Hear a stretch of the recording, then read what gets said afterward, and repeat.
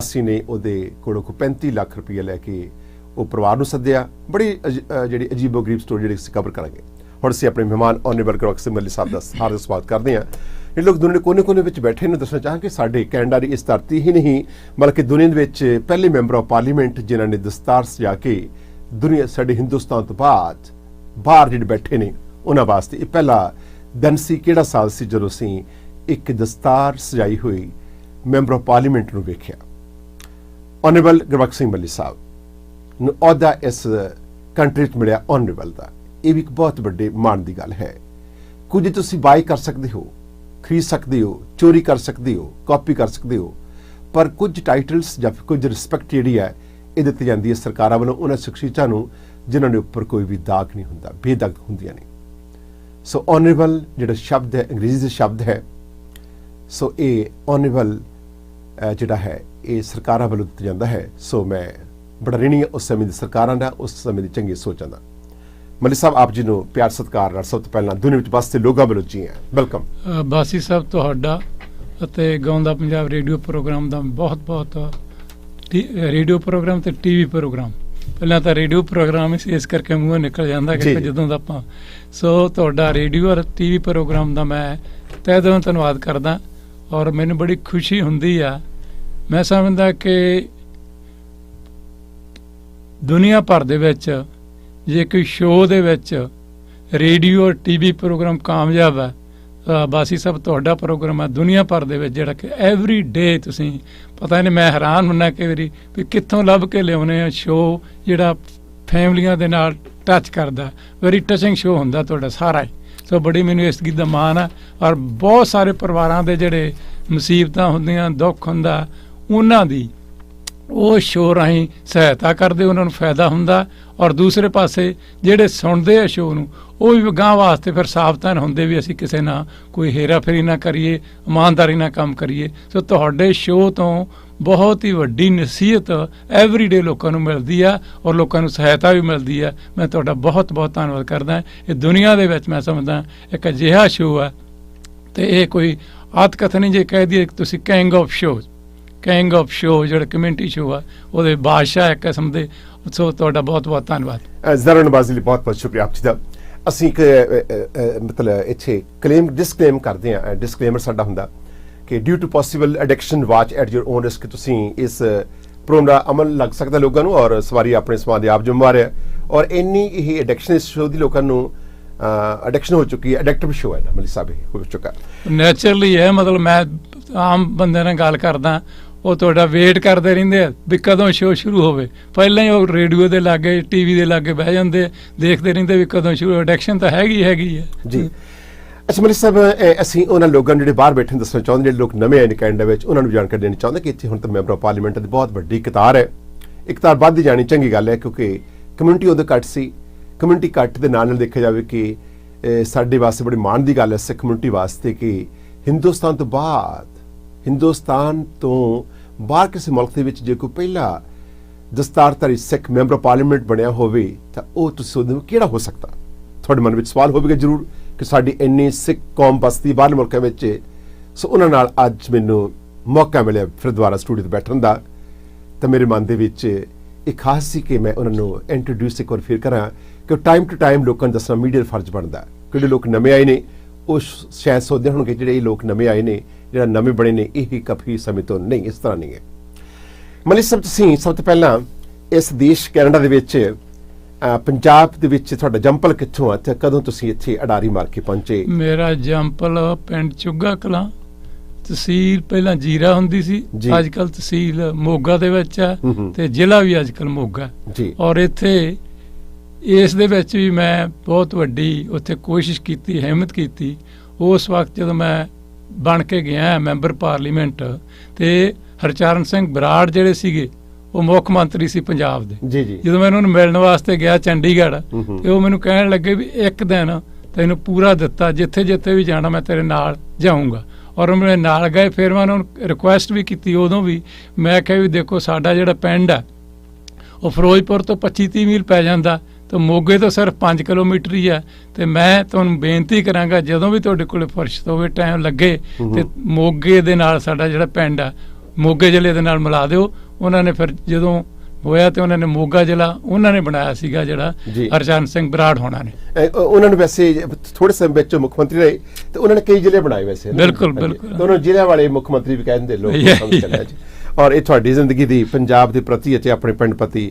ਅੱਜ ਤੁਸੀਂ ਕਿਹੜੇ ਸਾਲ ਦੇ ਵਿੱਚ ਫਿਰ ਕਿਹੜੇ ਸਵਾਸ ਕਦੋਂ ਲੈ ਕੇ ਏਅਰਪੋਰਟ ਤੇ ਆਏ ਕੈਨੇਡਾ 'ਚ? ਮੈਂ ਜੀ ਆਪਣਾ ਤਕਰੀਬਨ ਐਂਡ ਆਫ ਅਪ੍ਰੈਲ 1975 ਦੇ ਵਿੱਚ ਇੱਥੇ ਪਹੁੰਚਿਆ ਜੀ। ਉਸ ਵਕਤ ਜਿਹੜੇ ਕੇਸਿਸ ਸੀਗੇ ਛੇਤੀ ਨਿਬੜ ਜਾਂਦੇ ਸੀਗੇ।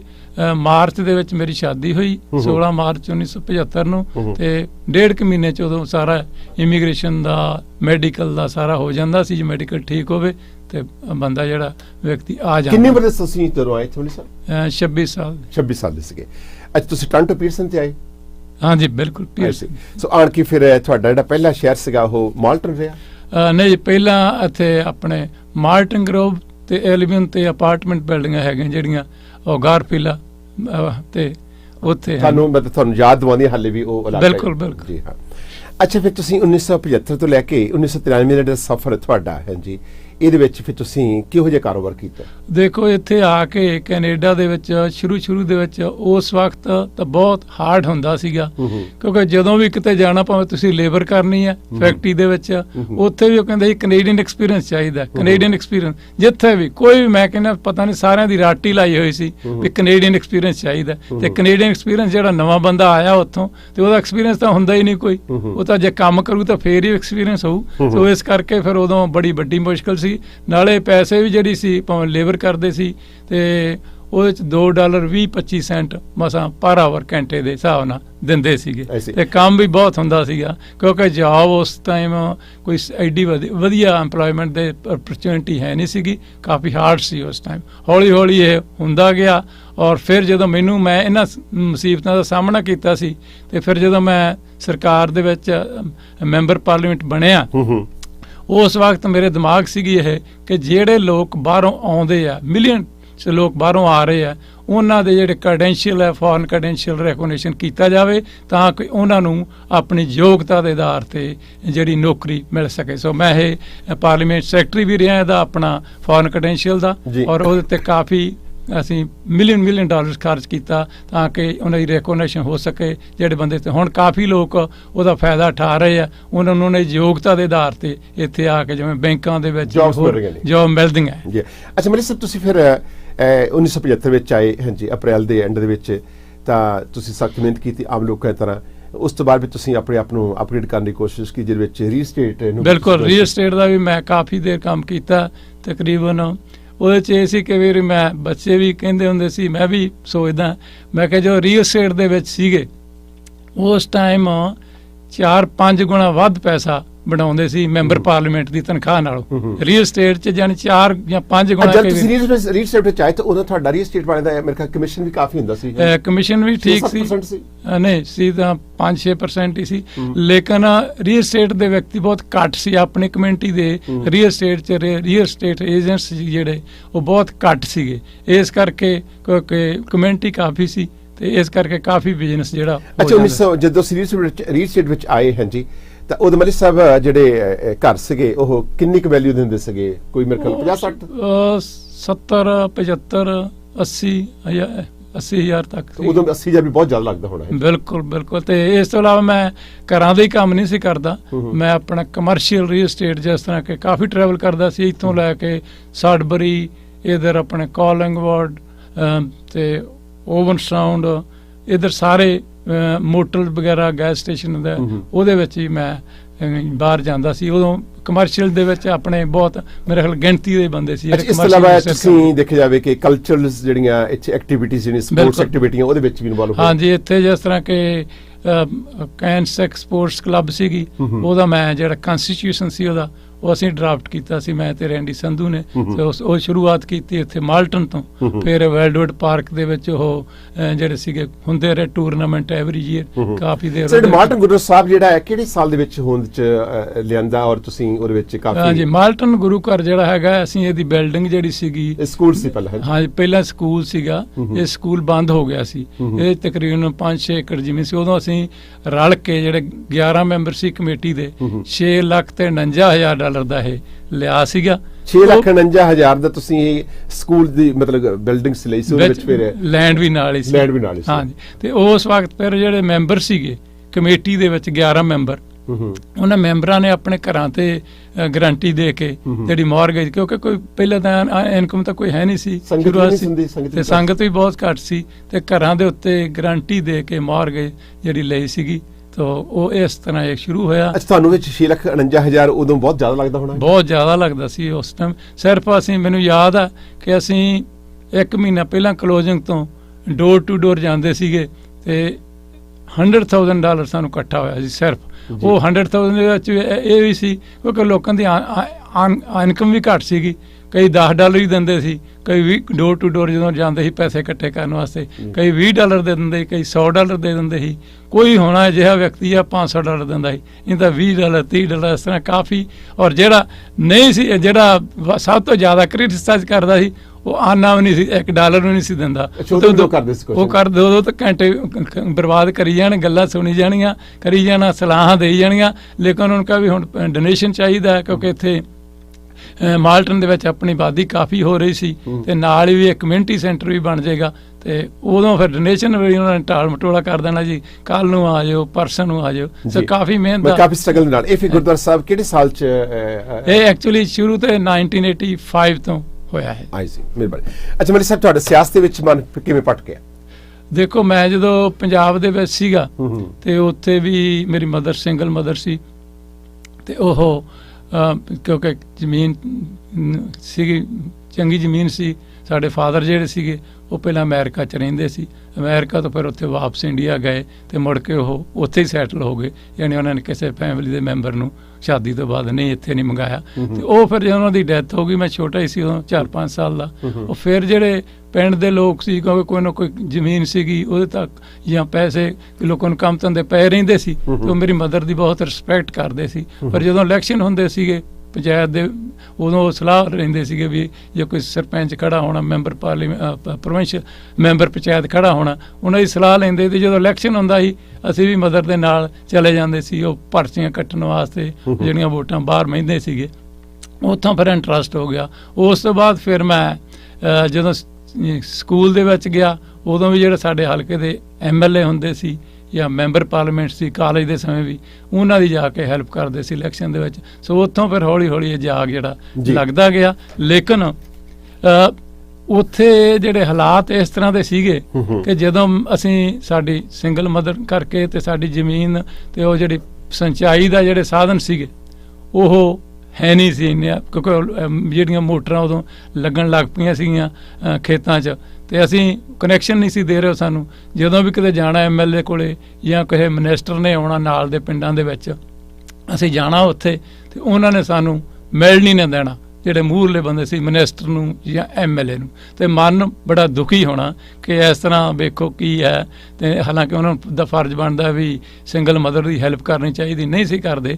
ਔਰ ਉਸ ਟਾਈਮ ਮੇਰੀ ਮਦਰ ਦੇ ਵੀ ਤੇ ਮੇਰੇ ਵੀ ਇਹ ਖਾਸ ਸੀ ਕਿ ਜੇ ਕਿਤੇ ਸੇਵਾ ਕਰਨ ਦਾ ਮੌਕਾ ਮਿਲੇ ਤਾਂ ਜਿਹੜਾ ਹੈਗਾ ਹਰੇਕ ਵਿਅਕਤੀ ਦੀ ਜਿਹੜੀ ਮਦਦ ਕਰਨੀ, ਗੱਲ ਸੁਣਨੀ ਆ। ਔਰ ਜਿਹੜਾ ਆਪਣਾ ਪਿਛੋਕੜ ਆ, ਖਾਸ ਤੌਰ 'ਤੇ ਜਿਸ ਤਰ੍ਹਾਂ ਅਸੀਂ ਉਸ ਤਰ੍ਹਾਂ ਪਿਛੋਕੜ ਦੇਖਿਆ ਉੱਥੇ, ਵੀ ਪਿਛੋਕੜ ਨਹੀਂ ਭੁੱਲਣਾ। ਇਸੇ ਕਰਕੇ ਜਦੋਂ ਮੈਂ ਫਿਰ ਇੱਥੇ ਆ ਕੇ ਮੈਂਬਰ ਪਾਰਲੀਮੈਂਟ ਬਣਿਆ ਤੇ ਮੇਰੀ ਉਹੀ ਟ੍ਰੈਡੀਸ਼ਨ ਰੱਖੀ ਆ ਕਿ ਜਿਹੜਾ ਵੀ ਕੋਈ ਵਿਅਕਤੀ ਕੰਮ ਆਉਂਦਾ ਦਫ਼ਤਰ ਦੇ ਵਿੱਚ ਉਹਦੀ ਹੈਲਪ ਕਰਨੀ ਆ। ਔਰ ਉਹਦੀ ਹੈਲਪ ਕਰਕੇ ਉਹ ਖੁਦ ਫੋਨ ਕਰਕੇ ਦੱਸਦੇ ਸੀ ਵੀ ਭਾਈ ਤੁਹਾਡਾ ਕੰਮ ਹੋ ਗਿਆ ਜਾਂ ਨਹੀਂ ਹੋ ਗਿਆ, ਕਾਲ ਕਰਦਾ ਸੀ। ਸੋ ਆਪ ਜੀ ਦੀ ਮਾਤਾ ਜੀ ਵੀ ਫਿਰ ਉਹਨਾਂ ਨੂੰ ਇਹ ਸਵਾਗਤ ਪ੍ਰਾਪਤ ਹੋਇਆ ਤੁਹਾਡਾ ਇਹ ਪਾਰਲੀਮੈਂਟ ਸੌਚਕ ਸਮਾਗਮ? ਨਹੀਂ ਨਹੀਂ ਮਿਲੀ ਤੁਹਾਨੂੰ। ਉਹਨਾਂ ਦੀ 1972 ਦੇ ਵਿੱਚ ਡੈਥ ਹੋ ਗਈ ਸੀ, ਮੈਂ 1975 ਦੇ ਵਿੱਚ ਇੱਥੇ ਆਇਆ। ਸੀ ਉਹ ਪਹਿਲਾਂ ਮਤਲਬ? ਬਿਲਕੁਲ ਜੀ, ਵੈਰੀ ਸੈਡ ਪਾਰਟ। ਅੱਛਾ ਮਲਿਕ ਸਾਹਿਬ, ਤੁਸੀਂ ਫਿਰ ਪਹਿਲੀ ਵਾਰੀ 25 ਅਕਤੂਬਰ 1993 ਨੂੰ ਹਾਂਜੀ ਪਾਰਲੀਮੈਂਟ ਦੇ ਵਿੱਚ ਗਏ ਤੇ ਤੁਸੀਂ ਦਸਤਾਰ ਸਜਾ ਕੇ ਪਹੁੰਚੇ। ਤੁਹਾਡਾ ਪਹਿਲਾ ਦਿਨ ਜਿਹੜਾ ਸੀਗਾ ਉਹ ਤੁਹਾਡੇ ਵਾਸਤੇ ਕਿਹੋ ਜਿਹਾ ਦਿਨ ਸੀਗਾ? ਵੈਸੇ ਉਸ ਟਾਈਮ ਬੜਾ ਉਤਸ਼ਾਹ ਸੀਗਾ, ਲੇਕਿਨ ਇਹ ਸੀਗਾ ਕਿ ਇਸ ਤੋਂ ਪਹਿਲਾਂ 1993 ਤੋਂ ਪਹਿਲਾਂ ਕੈਨੇਡਾ ਦੀ ਪਾਰਲੀਮੈਂਟ ਦੇ ਵਿੱਚ ਕੋਈ ਵੀ ਬੰਦਾ ਸਿਰ ਢੱਕ ਕੇ, ਟੋਪੀ ਲੈ ਕੇ ਜਾਂ ਪੱਗ ਬੰਨ੍ਹ ਕੇ ਬੈਠ ਨਹੀਂ ਸੀ ਸਕਦਾ। ਸੋ ਉਹ ਇਸ ਇਹ ਮਰਿਆਦਾ ਸੀ। ਮਰਿਆਦਾ ਸੀਗੀ, ਇੱਕ ਟ੍ਰੈਡੀਸ਼ਨ ਸੀ, ਇੱਕ ਬੈਰੀਅਰ ਸਮਝ ਲਓ ਸੀਗਾ। ਲੇਕਿਨ ਜਦੋਂ ਮੈਂ ਗਿਆ ਫਿਰ ਸਾਰੀਆਂ ਮੈਂਬਰ ਪਾਰਲੀਮੈਂਟ ਬਣਿਆ ਤਾਂ ਸਾਰੀ ਕਮੇਟੀ ਜਿਹੜੀਆਂ ਪ੍ਰੈਸੀਡੈਂਟ ਹਾਊਸ ਫੇਅਰ ਕਮੇਟੀ ਦੀ ਆਪੋਜੀਸ਼ਨ ਪਾਰਟੀਆਂ ਨੇ ਵੀ ਮੀਟਿੰਗ ਕੀਤੀ। ਕਾਫੀ ਦੇ ਦਿਨ ਜਿਹੜੀ ਹੈ ਮੀਟਿੰਗ ਚੱਲਦੀ ਰਹੀ, ਕਿਉਂਕਿ ਕਈ ਆਬਜੈਕਸ਼ਨ ਵੀ ਕਰਦੀਆਂ ਸੀ ਪਹਿਲਾਂ ਜਿਹੜੀਆਂ ਪਾਰਟੀਆਂ। ਫਿਰ ਐਂਡ ਤੇ ਜਾ ਕੇ ਇਹ ਜਿਹੜਾ ਹੈਗਾ ਇਹ ਆਪਣਾ ਹੋ ਗਿਆ।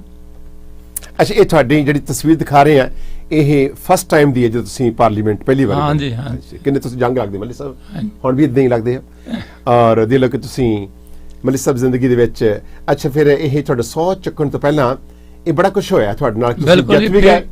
ਬਿਲਕੁਲ ਜਿੱਤ ਜਿੱਤ ਗਏ। ਫਿਰ ਉਹ ਕਾਫੀ ਦਿਨ ਚੱਲਦਾ ਰਿਹਾ, ਲੇਕਿਨ ਫਿਰ ਫਾਈਨਲ ਉਹਨਾਂ ਨੇ ਕੀਤਾ ਕਿ ਠੀਕ ਹੈ ਵੀ ਇਹ ਜਿੱਤ ਕੇ ਆਇਆ, ਲੋਕਾਂ ਨੇ ਵੋਟ ਪਾਈ ਹੈ ਤੇ ਦਸਤਾਰ ਸਮੇਤ ਜਿਹੜਾ ਟ੍ਰੈਡੀਸ਼ਨ ਬਣਿਆ ਹੋਇਆ ਸੀ ਉਹਨਾਂ ਦਾ, ਉਹ ਫਿਰ ਮੈਂ ਇੱਕ ਤਾਂ ਬ੍ਰੇਕ ਕੀਤਾ ਟ੍ਰੈਡੀਸ਼ਨ। ਅੱਛਾ, ਤੁਹਾਨੂੰ ਕੀ ਫੀਲ ਕੀ ਹੋਇਆ ਜਦੋਂ ਤੁਹਾਨੂੰ ਹਰ ਪਾਸੇ ਜੈ ਜੈਕਾਰ ਹੋ ਗਈ, ਗੁਰੂ ਮਹਾਰਾਜ ਦੀ ਬਖਸ਼ਿਸ਼ ਹੋ ਗਈ? ਹਾਂਜੀ। ਤੇ ਮੈਨੂੰ ਬੜਾ ਮਾਣ ਸੀ ਔਰ ਕੁਦਰਤੀ ਹੌਸਲਾ ਵੀ ਹੁੰਦਾ। ਤੇ ਕੀ ਹੋਇਆ ਕਿ ਮੇਰੇ ਮਨ 'ਚ ਸ਼ੌਕ ਸੀ ਕੁਦਰਤੀ 19 ਜਨਵਰੀ ਨੂੰ ਨਾ ਤੇ ਪਾਰਲੀਮੈਂਟ ਓਪਨ ਹੋਈ 19 ਜਨਵਰੀ 1994 ਨੂੰ। ਤੇ ਮੈਂ ਉਹਨਾਂ ਨੂੰ ਕਿਹਾ ਵੀ ਮੈਂ ਬੋਲਣਾ ਹੈਗਾ। ਤੇ ਉਹ ਕਹਿਣ ਲੱਗੇ ਨਹੀਂ। ਮੈਂ ਕਿਹਾ ਵੀ ਸਾਡੇ ਗੁਰੂ ਸਾਹਿਬਾਨਾਂ ਦਾ ਹੈਗਾ ਪ੍ਰਕਾਸ਼ ਉਤਸਵ 19 ਜਨਵਰੀ ਨੂੰ ਸ਼੍ਰੀ ਗੁਰੂ ਗੋਬਿੰਦ ਸਿੰਘ ਜੀ ਦੇ।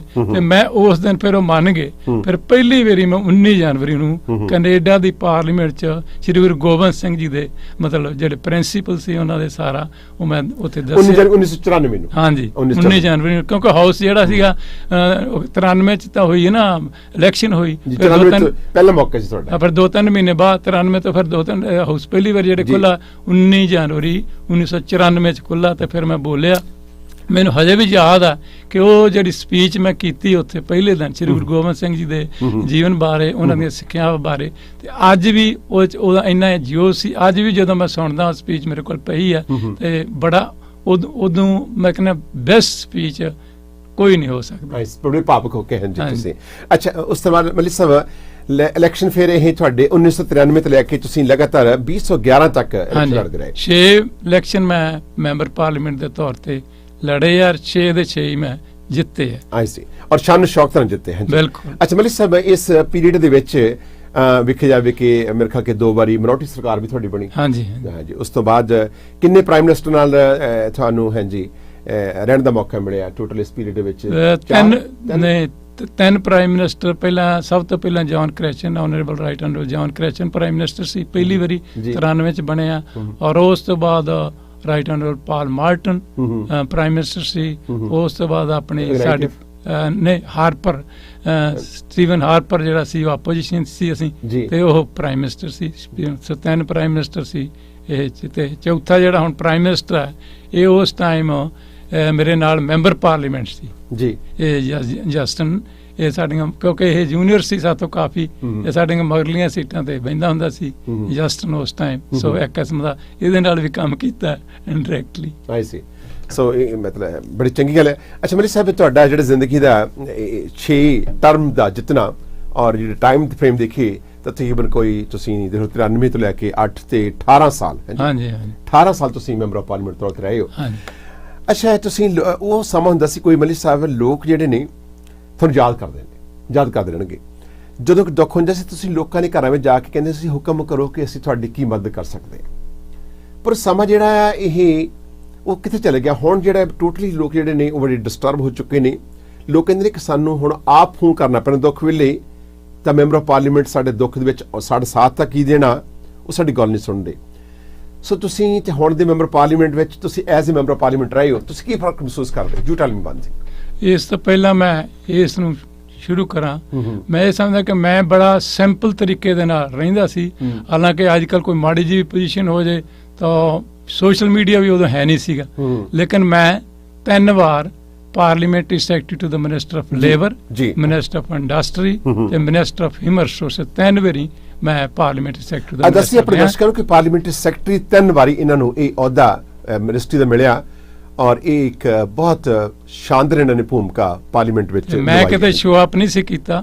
ਔਰ ਇਸ ਤੋਂ ਇਲਾਵਾ ਮੈਂ ਚੇਅਰਮੈਨ ਵੀ ਰਿਹਾ ਕਮੇਟੀ ਦਾ, ਹਾਊਸ ਕਮੇਟੀ ਦਾ ਚੇਅਰਮੈਨ ਵੀ ਰਿਹਾ, ਮੈਂਬਰ ਵੀ ਰਿਹਾ ਵੱਖਰੀਆਂ ਕਮੇਟੀਆਂ। ਤੁਹਾਨੂੰ ਆਨਰੇਬਲ ਦਾ ਅਹੁਦਾ ਕਦੋਂ ਮਿਲਿਆ? ਇਹ ਜਦੋਂ ਪਾਲ ਮਾਰਟਨ ਪ੍ਰਾਈਮ ਮਿਨਿਸਟਰ ਬਣੇ ਆ ਤੇ ਉਹਨੇ, ਕਿਉਂਕਿ ਉਹਨਾਂ ਦੇ ਕਾਫੀ ਕਲੋਜ਼ ਜਿਹੜੇ ਬੰਦੇ ਸੀਗੇ, ਸਾਰਿਆਂ ਨੂੰ ਤਾਂ ਮਿਨਿਸਟਰ ਬਣਾ ਨਹੀਂ ਸੀ ਸਕਦੇ, ਤੇ ਫਿਰ ਉਹਨਾਂ ਨੇ ਕੀ ਕੀਤਾ ਵੀ ਜਿਹੜੇ ਪਾਰਲੀਮੈਂਟਰੀ ਸੈਕਟਰੀ ਸੀ ਉਹਨਾਂ ਦੇ ਕਲੋਜ਼ ਉਹਨਾਂ ਨੇ ਬਣਾਏ। ਉਹ ਪਾਰਲੀਮੈਂਟਰੀ ਸੈਕਟਰੀ ਪ੍ਰੀਵੀ ਕਾਉਂਸਲ ਦਾ ਮੈਂਬਰ, ਤਾਂ ਫਿਰ ਸਾਨੂੰ ਤਾਂ ਚਾਂਸ ਹੀ ਨਹੀਂ ਮਿਲਣਾ ਕਿਤੇ ਅੱਗੇ ਵਾਸਤੇ ਜੇ ਕੈਬਨਿਟ 'ਚ ਨਹੀਂ ਆਉਂਦੇ। ਫਿਰ ਉਹਨਾਂ ਨੇ ਸਾਰੇ ਪਾਰਲੀਮੈਂਟਰੀ ਸੈਕਟਰੀ ਜਿਹੜੇ ਸੀਗੇ ਜਿੰਨੇ ਵੀ, ਉਹਨਾਂ ਨੂੰ ਆਨਰੇਬਲ ਤੇ ਪ੍ਰੀਵੀ ਕਾਉਂਸਲ ਦੇ ਮੈਂਬਰ ਜ਼ਰੂਰੀ, ਕਿਉਂਕਿ ਤੁਹਾਨੂੰ ਕੋਈ ਅਫੀਸ਼ੀਅਲ ਡਾਕੂਮੈਂਟ ਜਿਹੜੇ ਸੀਕ੍ਰੇਟ ਡਾਕੂਮੈਂਟ ਚਾਹੀਦੇ ਹੁੰਦੇ, ਸੋ ਪ੍ਰੀਵੀ ਕਾਉਂਸਲ ਦੇ ਮੈਂਬਰ ਉਦੋਂ ਉਹਨਾਂ ਨੇ ਬਣਾਏ। ਪਹਿਲੀ ਵਾਰੀ ਸੀ, ਉਸ ਤੋਂ ਪਹਿਲਾਂ ਵੀ ਨਹੀਂ ਤੇ ਉਸ ਤੋਂ ਬਾਅਦ ਵੀ ਪਾਰਲੀਮੈਂਟਰੀ ਸੈਕਟਰੀ ਨੂੰ ਆਨਰੇਬਲ ਦਾ ਟਾਈਟਲ, ਪ੍ਰੀਵੀ ਕਾਉਂਸਲ ਦਾ ਟਾਈਟਲ ਨਹੀਂ ਦਿੱਤਾ ਕਿਸੇ ਵੀ ਜਿਹੜਾ ਕਿ ਸਾਰੀ ਲਾਈਫ ਜਿਹੜਾ ਹੈ ਇਹ ਤੁਹਾਡੇ ਨਾਲ ਸਾਰੀ ਲਾਈਫ। ਬਿਲਕੁਲ ਬਿਲਕੁਲ ਜੀ ਹਾਂ।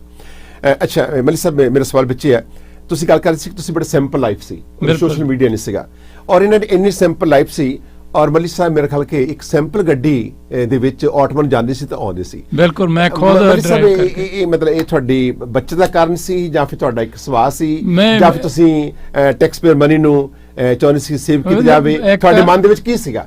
ਇੱਕ ਤਾਂ ਮੈਂ ਸਮਝਦਾ ਕਿ ਕਈ ਵਾਰੀ ਕੀ ਹੁੰਦਾ ਕਿ ਜਦੋਂ ਆਪਾਂ ਨੂੰ ਕੋਈ ਗਵਰਨਮੈਂਟ ਦਾ ਪੈਸਾ ਮਿਲਦਾ, ਅਸੀਂ ਕਹਿੰਦੇ ਸਾਨੂੰ ਕਿ ਇਹ ਕਿਹੜਾ ਸਾਡਾ ਪੈਸਾ, ਪਰ ਮੇਰੀ ਹਮੇਸ਼ਾ ਇਹ ਸੋਚ ਰਹੀ ਸੀ ਸ਼ੁਰੂ ਤੋਂ, ਹੁਣ ਵੀ ਪਹਿਲਾਂ ਵੀ ਜਦੋਂ ਬਣੇ ਨਹੀਂ ਸੀ, ਕਿ ਜਿਹੜਾ ਵੀ ਪੈਸਾ ਉਹਨੂੰ ਆਪਣੀ ਜੇਬ ਚੋਂ ਪੈਸਾ ਸਮਝ ਕੇ ਕਰੋ, ਆਪਣਾ ਪਰਸ ਜਿਹੜਾ ਹੈ ਉਹਦੇ ਬਰਾਬਰ ਸਮਝੋ। ਇਹ ਨਹੀਂ ਕਿ ਇਹ ਗਵਰਨਮੈਂਟ ਦਾ ਪੈਸਾ ਜਿਵੇਂ ਮਰਜ਼ੀ ਉਡਾਈ ਜਾਓ। ਇਸੇ ਕਰਕੇ ਫਿਰ ਮੈਂ ਇਸ ਨੂੰ ਆਪਣਾ ਪਰਸ ਸਮਝਦਾ ਹੋਇਆ ਗਵਰਨਮੈਂਟ ਦੇ ਖਰਚੇ ਨੂੰ, ਤੇ ਮੈਂ ਬਾਈ ਏਅਰ ਨਹੀਂ ਸੀ ਜਾਂਦਾ, ਮੈਂ ਬਾਈ ਕਾਰ ਤੇ ਜਾਂਦਾ ਸੀ। 18 ਸਾਲ ਬਾਈ ਰੋਡ ਬਾਲਾ ਸਮਾਂ ਮੈਂ ਬਾਈ ਰੋਡ ਗਿਆ, ਔਰ ਬੜਾ ਇੰਜੋਏ ਹੁੰਦਾ ਸੀ। ਇੱਥੋਂ ਤੜਕੇ 5 ਵਜੇ ਤੁਰਨਾ ਤੇ 9:30 ਵਜੇ ਉੱਤੇ ਪਹੁੰਚ ਜਾਣਾ, 10 ਵਜੇ ਹਾਊਸ ਸ਼ੁਰੂ ਹੁੰਦਾ ਸੀਗਾ, ਤੇ ਰਾਹ 'ਚ ਇੰਜੋਏ ਕਰਦੇ ਜਾਣਾ, ਨਿਊਜ਼ ਸੁਣਦੇ ਜਾਣਾ, ਔਰ ਫਿਰ ਕੀ, ਕਿਉਂਕਿ ਉੱਥੇ ਜਾ ਕੇ ਉਹਦੇ ਦਿਨ ਵਿੱਚ ਸੋਸ਼ਲ ਮੀਡੀਆ ਵੀ ਨਹੀਂ ਸੀਗਾ, ਨਹੀਂ ਤਾਂ ਤੁਹਾਡੀਆਂ ਵੀਡੀਓ ਵਾਲ ਕਰ ਲੈਂਦੇ ਜੀ, ਇਹ ਜੀ ਟਰੈਵਲ ਕਰਦੇ ਆ। ਔਰ ਅੱਜ ਕੱਲ ਤਾਂ ਕਈ ਮੈਂਬਰ ਪਾਰਲੀਮੈਂਟ ਨਵੇਂ ਬਣੇ ਨੇ, ਬਣੀਆਂ ਲੜਕੀਆਂ, ਔਰ ਉਹ ਮਿਲਾਂ ਦਾ ਕਿ ਦੇ ਟਰੈਵਲ ਇਵਨ ਬਿਜ਼ਨਸ ਕਲਾਸ। ਹਾਂਜੀ, ਬਿਜ਼ਨਸ ਕਲਾਸ, ਜਦ ਕਿ ਇਹ ਇਕਨੋਮੀ 'ਚ ਵੀ ਬਹਿ ਕੇ ਜਾ ਸਕਦੇ। ਬਿਲਕੁਲ, ਇਹ ਪੈਸਾ ਜਿਹੜਾ ਲੋਕਾਂ ਦਾ ਵੇਸਟ ਹੋ ਰਿਹਾ। ਹਾਂਜੀ, ਇਹ ਵੈਸੇ ਫਿਰ ਕੁਝ ਸਮੇਂ ਬਾਅਦ, ਵੈਸੇ ਕਾਫੀ ਸਾਲਾਂ ਬਾਅਦ ਫਿਰ ਇਹ ਕੰਟਰੋਵਰਸੀ ਵੀ ਹੋਈ ਵੀ ਜਿਹੜੇ ਸ਼ਾਰਟ ਟਾਈਮ ਫਲਾਈਟ ਹੈ, ਜਿਵੇਂ ਟੋਰਾਂਟੋ ਟੂ ਆਪਣਾ ਆਟਵਾ, ਇਹ ਜਿਹੜੇ ਮੈਂਬਰ ਪਾਰਲੀਮੈਂਟ ਇਹਨਾਂ ਨੂੰ ਬਿਜ਼ਨਸ ਕਲਾਸ 'ਚ ਨਹੀਂ ਟਰੈਵਲ ਕਰਨਾ ਚਾਹੀਦਾ, ਇਹਨਾਂ ਨੂੰ ਇਕਨੋਮੀ ਕਲਾਸ ਜਾਣਾ ਚਾਹੀਦਾ। ਇਹ ਹੋ ਗਿਆ ਸੀ। ਅੱਛਾ, ਇਹਨਾਂ ਫੱਟੇ ਚੁੱਕ ਦਿੱਤੇ ਵੈਸੇ ਬਿਜ਼ਨਸ ਕਲਾਸ ਬੈਠ ਆਮ ਕਈ ਵਾਰੀ, ਹਾਂ ਕਈ ਵਾਰੀ ਤਾਂ ਵੀਕ ਦੇ ਵਿੱਚ ਐਵਰੀ ਡੇ ਕਈ ਵਾਰੀ ਆ ਜਾਂਦੇ ਸੀ, ਜਾਂ ਦੂਜੇ ਦਿਨ ਆ ਜਾਂਦੇ ਸੀ, ਫਿਰ ਉਸ ਦਿਨ ਚਲੇ ਜਾਂਦੇ ਸੀ। ਇਸ ਤਰ੍ਹਾਂ ਜਿੰਨੀ ਮਰਜ਼ੀ ਟਰੈਵਲ ਕਰਦੇ ਸੀ, ਬੈਠੇ ਬਿਜ਼ਨਸ ਕਲਾਸ 'ਚ, business class. This is very sad part. ਔਰ ਤੁਹਾਡਾ ਪੈਸਾ ਇਸ ਤਰ੍ਹਾਂ ਇਹ ਮੈਂਬਰ ਪਾਰਲੀਮੈਂਟ ਵੀ ਵੇਸਟ ਕਰ ਰਹੇ ਆ। ਪਰ ਮੈਂ ਇਹਨਾਂ ਅੱਗੇ ਸਰਚ ਕਰਾਉਂਦਾ ਕਿ ਜਿਨ੍ਹਾਂ ਨੇ ਆਪਣੀ ਜ਼ਿੰਦਗੀ ਦੇ ਵਿੱਚ ਆਪਣੀ ਜ਼ਿੰਦਗੀ ਨੂੰ ਬਿਲਕੁਲ ਸਿੰਪਲ ਰੱਖਿਆ ਔਰ ਬਾਈ ਰੋਡ ਟਰੈਵਲ ਕੀਤਾ। ਅਤੇ ਜਦੋਂ ਮਲਿਕ ਸਾਹਿਬ, ਜੇ ਤੁਹਾਨੂੰ ਇਨ ਕੇਸ ਟਰੈਵਲ ਕਰਨਾ ਪੈਂਦਾ ਸੀ ਤਾਂ ਮੈਨੂੰ ਇਹ ਵੀ ਦੱਸਿਆ ਗਿਆ ਕਿ ਤੁਸੀਂ ਟਰੈਵਲ ਕਰਨ ਵੇਲੇ ਇਕਨੋਮੀ 'ਚ ਹੀ ਕਰਦੇ ਸੀਗੇ। ਹਾਂਜੀ ਹਾਂਜੀ, ਇਕਨੋਮੀ 'ਚ ਕਰਦੇ ਸੀ। ਅੱਛਾ, ਅੱਜ ਕੱਲ੍ਹ ਤੇ ਮੈਂਬਰ ਪਾਰਲੀਮੈਂਟ ਦੇ ਵਿੱਚ ਮੈਂ ਫਰਕ ਲੋਕਾਂ ਦੱਸਣਾ ਚਾਹੁੰਦਾ ਕਿੰਨਾ ਕਿ ਲੋਕ ਇਹ ਕਹਿੰਦੇ ਨੇ। ਪਹਿਲੀ ਗੱਲ ਤਾਂ ਲੋਕ ਅੱਜ ਕੱਲ੍ਹ ਜਿੰਨੇ ਵੀ ਪੋਲੀਟੀਸ਼ੀਅਨ ਨੇ, ਚਾਹੇ ਉਹ ਕੈਨੇਡਾ ਨੇ, ਅਮਰੀਕਾ ਦੇ ਨੇ, ਕਿਤੇ ਵੀ ਨੇ, ਸਾਡੇ ਪੰਜਾਬੀ ਲੋਕ ਡਰਦੇ ਨੇ, ਘਬਰਾਉਂਦੇ ਨੇ ਇਹਨਾਂ ਨਾਲ ਫੋਟੋ ਖਿਚਾਉਣ ਨੂੰ। ਉਹ ਕਹਿੰਦੇ ਪਤਾ ਨਹੀਂ ਕਿਹੜੇ ਵੇਲੇ ਇਹਨਾਂ ਨੇ ਕਿਹੜਾ ਕੱਪੜਾ ਕੱਢ ਦੇਣਾ ਤੇ ਸਾਡੀ ਫੋਟੋ ਵਾਇਰਲ ਹੋ ਜਾਣੀ ਹੈ। ਕੋਈ ਸਮਾਂ ਸੀ ਮਲਿਕ ਸਾਹਿਬ ਜਦੋਂ ਤੁਹਾਨੂੰ ਸੱਦ ਕੇ ਚਾਹ ਪਿਲਾ ਕੇ ਪਰਿਵਾਰਾਂ ਨਾਲ, ਬੱਚਿਆਂ ਨਾਲ ਫੋਟੋ ਖਿਚਾਉਣੀ ਸੀ, ਫੋਟੋ ਭਾਵੇਂ ਕਿ ਵਾਇਰਲ ਨਹੀਂ ਸੀ ਹੁੰਦੀਆਂ, ਘਰਾਂ ਵਿੱਚ ਟਿਕਾਉਣੀ ਸੀ, ਟਿਕਾਈਆਂ ਹੋਈਆਂ ਹਾਲੇ ਵੀ ਮਾਣ ਮਹਿਸੂਸ ਕਰਦੇ ਆ। ਤਾਂ ਇਹ ਕਾਰਨ ਕੀ ਹੋਇਆ ਕਿ ਇੱਕਦਮ ਚੇਂਜ ਕਿਉਂ ਲੋਕ ਹੋ ਗਏ? ਪਬਲਿਕ ਕਿਉਂ ਚੇਂਜ ਹੋ ਗਈ ਹੈ? ਲੋਕ ਇਹਨਾਂ ਤੋਂ ਦੂਰ ਕਿਉਂ ਜਾਣ ਲੱਗ ਪਈ ਹੈ? ਲੋਕ ਇਹਨਾਂ ਟਰਸਟ ਨਹੀਂ ਕਰ ਰਹੇ ਹੁਣ। ਦੇਖੋ, ਸਮੇਂ ਦੇ ਨਾਲ ਮਾਈ ਪਰਸਨਲ ਵਿਊ, ਸਮੇਂ ਦੇ ਨਾਲ ਚੇਂਜ ਆਈ ਜਾਂਦੀ ਹੈ। ਤੇ ਜੇ ਤੁਸੀਂ ਨੈਚੁਰਲੀ, ਜੇ ਤੁਸੀਂ ਪਬਲਿਕ ਦੇ ਹਿੱਤਾਂ ਵਾਸਤੇ ਕੰਮ ਕਰਦੇ ਹੋ ਤੇ ਪਬਲਿਕ ਦੇ ਨਾਲ ਜੁੜਦੇ ਹੋ, ਉਹਦੇ ਦੁੱਖ ਸੁੱਖ ਦੇ ਵਿੱਚ ਸਾਂਝੀਵਾਲ ਬਣਦੇ ਆ, ਤਾਂ ਤੁਹਾਡੀ ਪਬਲਿਕ ਦੇ ਨਾਲ ਹੋਰ ਨੇੜਤਾ ਹੋ ਜਾਂਦੀ। ਇਹੀ ਰੀਜਨ ਸੀ ਕਿ ਪਬਲਿਕ ਦੇ ਨਾਲ ਮੇਰੀ ਨੇੜਤਾ ਸੀ। ਕਈ ਵਾਰੀ ਕਈ ਸਰਫਰੇ ਲੋਕ ਜਿਹੜੇ ਸੀ ਉਹ ਕਹਿੰਦੇ ਸੀ ਜੀ ਇਹ ਵਿਆਹ ਸ਼ਾਦੀਆਂ ਤੇ ਜਾਂਦੇ ਆ, ਇਹ ਆਪਣਾ ਭੋਗਾਂ ਤੇ ਜਾਂਦੇ ਆ, ਲੇਕਿਨ ਉਹਨਾਂ ਨੂੰ ਇਹ ਸਮਝ ਨਹੀਂ ਕਿ ਇਹ ਜਿਹੜੇ ਇੱਕ ਕਿਸਮ ਦੇ ਸਾਡੇ ਮਤਲਬ ਇਹਨਾਂ ਨਾਲ ਸਾਡੀ ਸਾਂਝ ਹੈ। ਸਿਰਫ ਵੋਟਰਾਂ ਦੀ ਸਾਂਝ ਨਹੀਂ, ਇਹਨਾਂ ਦੀ ਸਾਡੀ ਦੁੱਖ ਸੁੱਖ ਦੇ ਨਾਲ ਵੀ ਸਾਂਝ ਹੈ। ਜਿਹੜੇ ਵੋਟਰ ਹੈ ਉਹਨਾਂ ਨਾਲ ਦੁੱਖ ਸੁੱਖ ਵੀ ਸਾਂਝਾ ਕਰਦੇ। ਤੁਸੀਂ 18 ਸਾਲ ਦੀ ਜ਼ਿੰਦਗੀ ਦੇ ਵਿੱਚ ਤੁਸੀਂ ਵੋਟ ਬੈਂਕ ਨੂੰ ਤਰਜੀਹ ਨਹੀਂ ਦਿੱਤੀ, ਤੁਸੀਂ ਲੋਕਾਂ ਨੇ ਦੁੱਖਾਂ ਨੂੰ ਤਰਜੀਹ ਦਿੱਤੀ। ਦੁੱਖ ਵਡਾਏ ਅਤੇ ਸੁੱਖ ਦੇ ਵਿੱਚ ਤੁਸੀਂ ਉਹਨਾਂ ਵਿੱਚ ਸਾਂਝ ਪਾਈ ਹੈ। ਬਿਲਕੁਲ, ਇੱਥੋਂ ਤੱਕ ਕਿ ਕਈ ਵਾਰੀ ਵੀਕਐਂਡ ਤੇ ਸੈਚਰਡੇ ਸੰਡੇ ਮੇਰੇ ਕੋਲ ਕਈ ਵਾਰੀ 18 ਪ੍ਰੋਗਰਾਮ ਵੀ ਹੁੰਦੇ ਸੀ, 19 ਵੀ 20 ਵੀ ਪ੍ਰੋਗਰਾਮ ਹੁੰਦੇ ਸੀ। ਮੈਂ ਸਾਰੇ ਅਟੈਂਡ ਕਰਦਾ ਸੀ। ਮੈਂ ਚਾਹੁੰਦਾ ਜਿਹੜੇ ਵਿਅਕਤੀ ਨੇ ਸਤਿਕਾਰ ਦੇ ਨਾਲ, ਪਿਆਰ ਦੇ ਨਾਲ ਤੁਹਾਨੂੰ ਬੁਲਾਇਆ ਤੇ ਉਹਦਾ ਮਤਲਬ ਉਹਦੀ ਰਿਸਪੈਕਟ ਹੋਣੀ ਚਾਹੀਦੀ ਹੈ, ਕਿਉਂਕਿ ਸਾਡੇ ਵੋਟਰ ਵੀ ਹੈ, ਵੈਸੇ ਵੀ ਸਾਡੀ ਕਮਿਊਨਿਟੀ ਦੀ ਸਾਂਝ ਹੋਰ ਵੀ ਵੱਧਦੀ ਹੈ।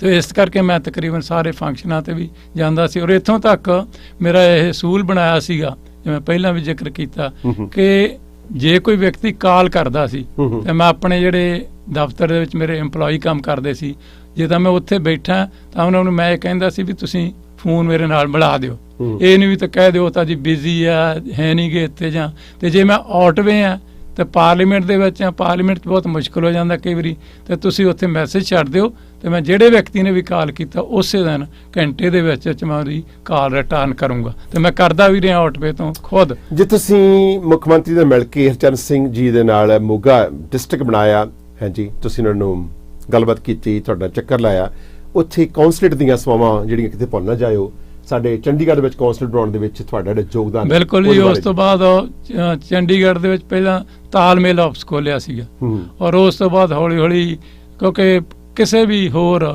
ਦੇਸ਼ ਦਾ, ਕੰਟਰੀ ਦਾ ਜਿਹੜਾ ਕੌਂਸਲੇਟ ਆਫਿਸ ਦਾ ਦਫ਼ਤਰ ਪੰਜਾਬ ਦੇ ਵਿੱਚ, ਚੰਡੀਗੜ੍ਹ ਯੂਨੀਅਨ ਟੈਰੀਟਰੀ 'ਚ ਨਹੀਂ ਸੀਗਾ, ਤਾਂ ਅਸੀਂ ਬੜੀ ਹਿੰਮਤ ਦੇ ਨਾਲ ਇਹ ਚੰਡੀਗੜ੍ਹ ਦੇ ਵਿੱਚ ਅਜੇ ਵੀ ਕੌਂਸਲੇਟ ਦਾ ਜਿਹੜਾ ਆਫਿਸ ਹੈਗਾ ਉਹ ਚੰਡੀਗੜ੍ਹ ਦੇ ਵਿੱਚ ਕੈਨੇਡਾ ਦਾ ਪਹਿਲਾ ਆਫਿਸ ਆ, ਉਹ ਉੱਥੇ ਖੋਲ੍ਹਿਆ। ਤਾਂ ਕਿ ਮੈਨੂੰ ਜਦੋਂ ਪਹਿਲਾਂ ਮੈਂ ਗਿਆ ਉੱਥੇ ਤਾਂ ਮੈਂ ਦੇਖਿਆ, ਉੱਥੇ ਦਿੱਲੀ ਦੇ ਵਿੱਚ ਜਾ ਕੇ 2-3 ਦਿਨ ਮੈਂ ਰਿਹਾ ਤੇ ਮੈਂ ਦੇਖਿਆ ਕਿ ਵੱਡੀਆਂ ਵੱਡੀਆਂ ਲਾਈਨਾਂ ਬਾਹਰ ਲੱਗੀਆਂ, ਰਾਤ ਨੂੰ ਲੋਕ ਆ ਜਾਂਦੇ ਆ, ਵਿਚਾਰਿਆਂ ਨੂੰ ਪੀਣ ਦਾ ਪਾਣੀ ਵੀ ਪੀਣ ਵਾਸਤੇ ਨਹੀਂ ਸੀ। ਤੇ ਮੈਂ ਇਸ ਕਰਕੇ ਮੁੜ ਕੇ ਪ੍ਰੈਸ਼ਰ ਪਾਉਂਦਾ ਰਿਹਾ ਤੇ ਪ੍ਰਾਈਮ ਮਿਨਿਸਟਰ ਤੇ ਵੀ, ਸਾਡਾ ਜਿਹੜਾ ਆਬਾਦੀ ਇੱਥੇ ਬਹੁਤ ਹੈ ਪੰਜਾਬੀਆਂ ਦੀ, ਤੇ ਕੌਂਸਲੇਟ ਦਾ ਆਫਿਸ ਜਿਹੜਾ ਕਿ ਜਿਹਦੇ ਨਾਲ ਨਾ ਸਿਰਫ ਪੰਜਾਬ ਨੂੰ, ਹਰਿਆਣੇ ਨੂੰ, ਹਿਮਾਚਲ ਨੂੰ ਵੀ ਇਹਦਾ, ਜੰਮੂ ਕਸ਼ਮੀਰ ਸਾਰਿਆਂ ਨੂੰ ਇਹਦਾ ਬੈਨੀਫਿਟ ਹੋਵੇਗਾ। ਤੇ ਕੈਨੇਡੀਅਨ ਕੌਂਸਲੇਟ ਦਾ ਆਫਿਸ ਉੱਥੇ ਜਿਹੜਾ ਚੰਡੀਗੜ੍ਹ ਦੇ ਵਿੱਚ, ਜੌਨ ਕ੍ਰਿਸਚਨ ਉਦੋਂ ਪ੍ਰਾਈਮ ਮਿਨਿਸਟਰ ਸੀ, ਅਸੀਂ ਗਏ ਅਕਤੂਬਰ ਦੇ ਵਿੱਚ ਹੀ ਸੀ ਉਹ ਵੀ, ਤੇ ਉੱਥੇ ਖੋਲ੍ਹਿਆ। ਅਸੀਂ ਨਾਲ ਸਾਨੂੰ ਇੱਕ ਡਾਕੂਮੈਂਟਰੀ ਫਿਲਮ ਦਿਖਾ ਰਹੇ ਹਾਂ, ਔਰ ਇਸ ਦੇ ਵਿੱਚ ਤੁਸੀਂ ਮੱਲੀ ਸਾਹਿਬ ਨੂੰ ਵੇਖ ਵੀ ਰਹੇ ਹੋ,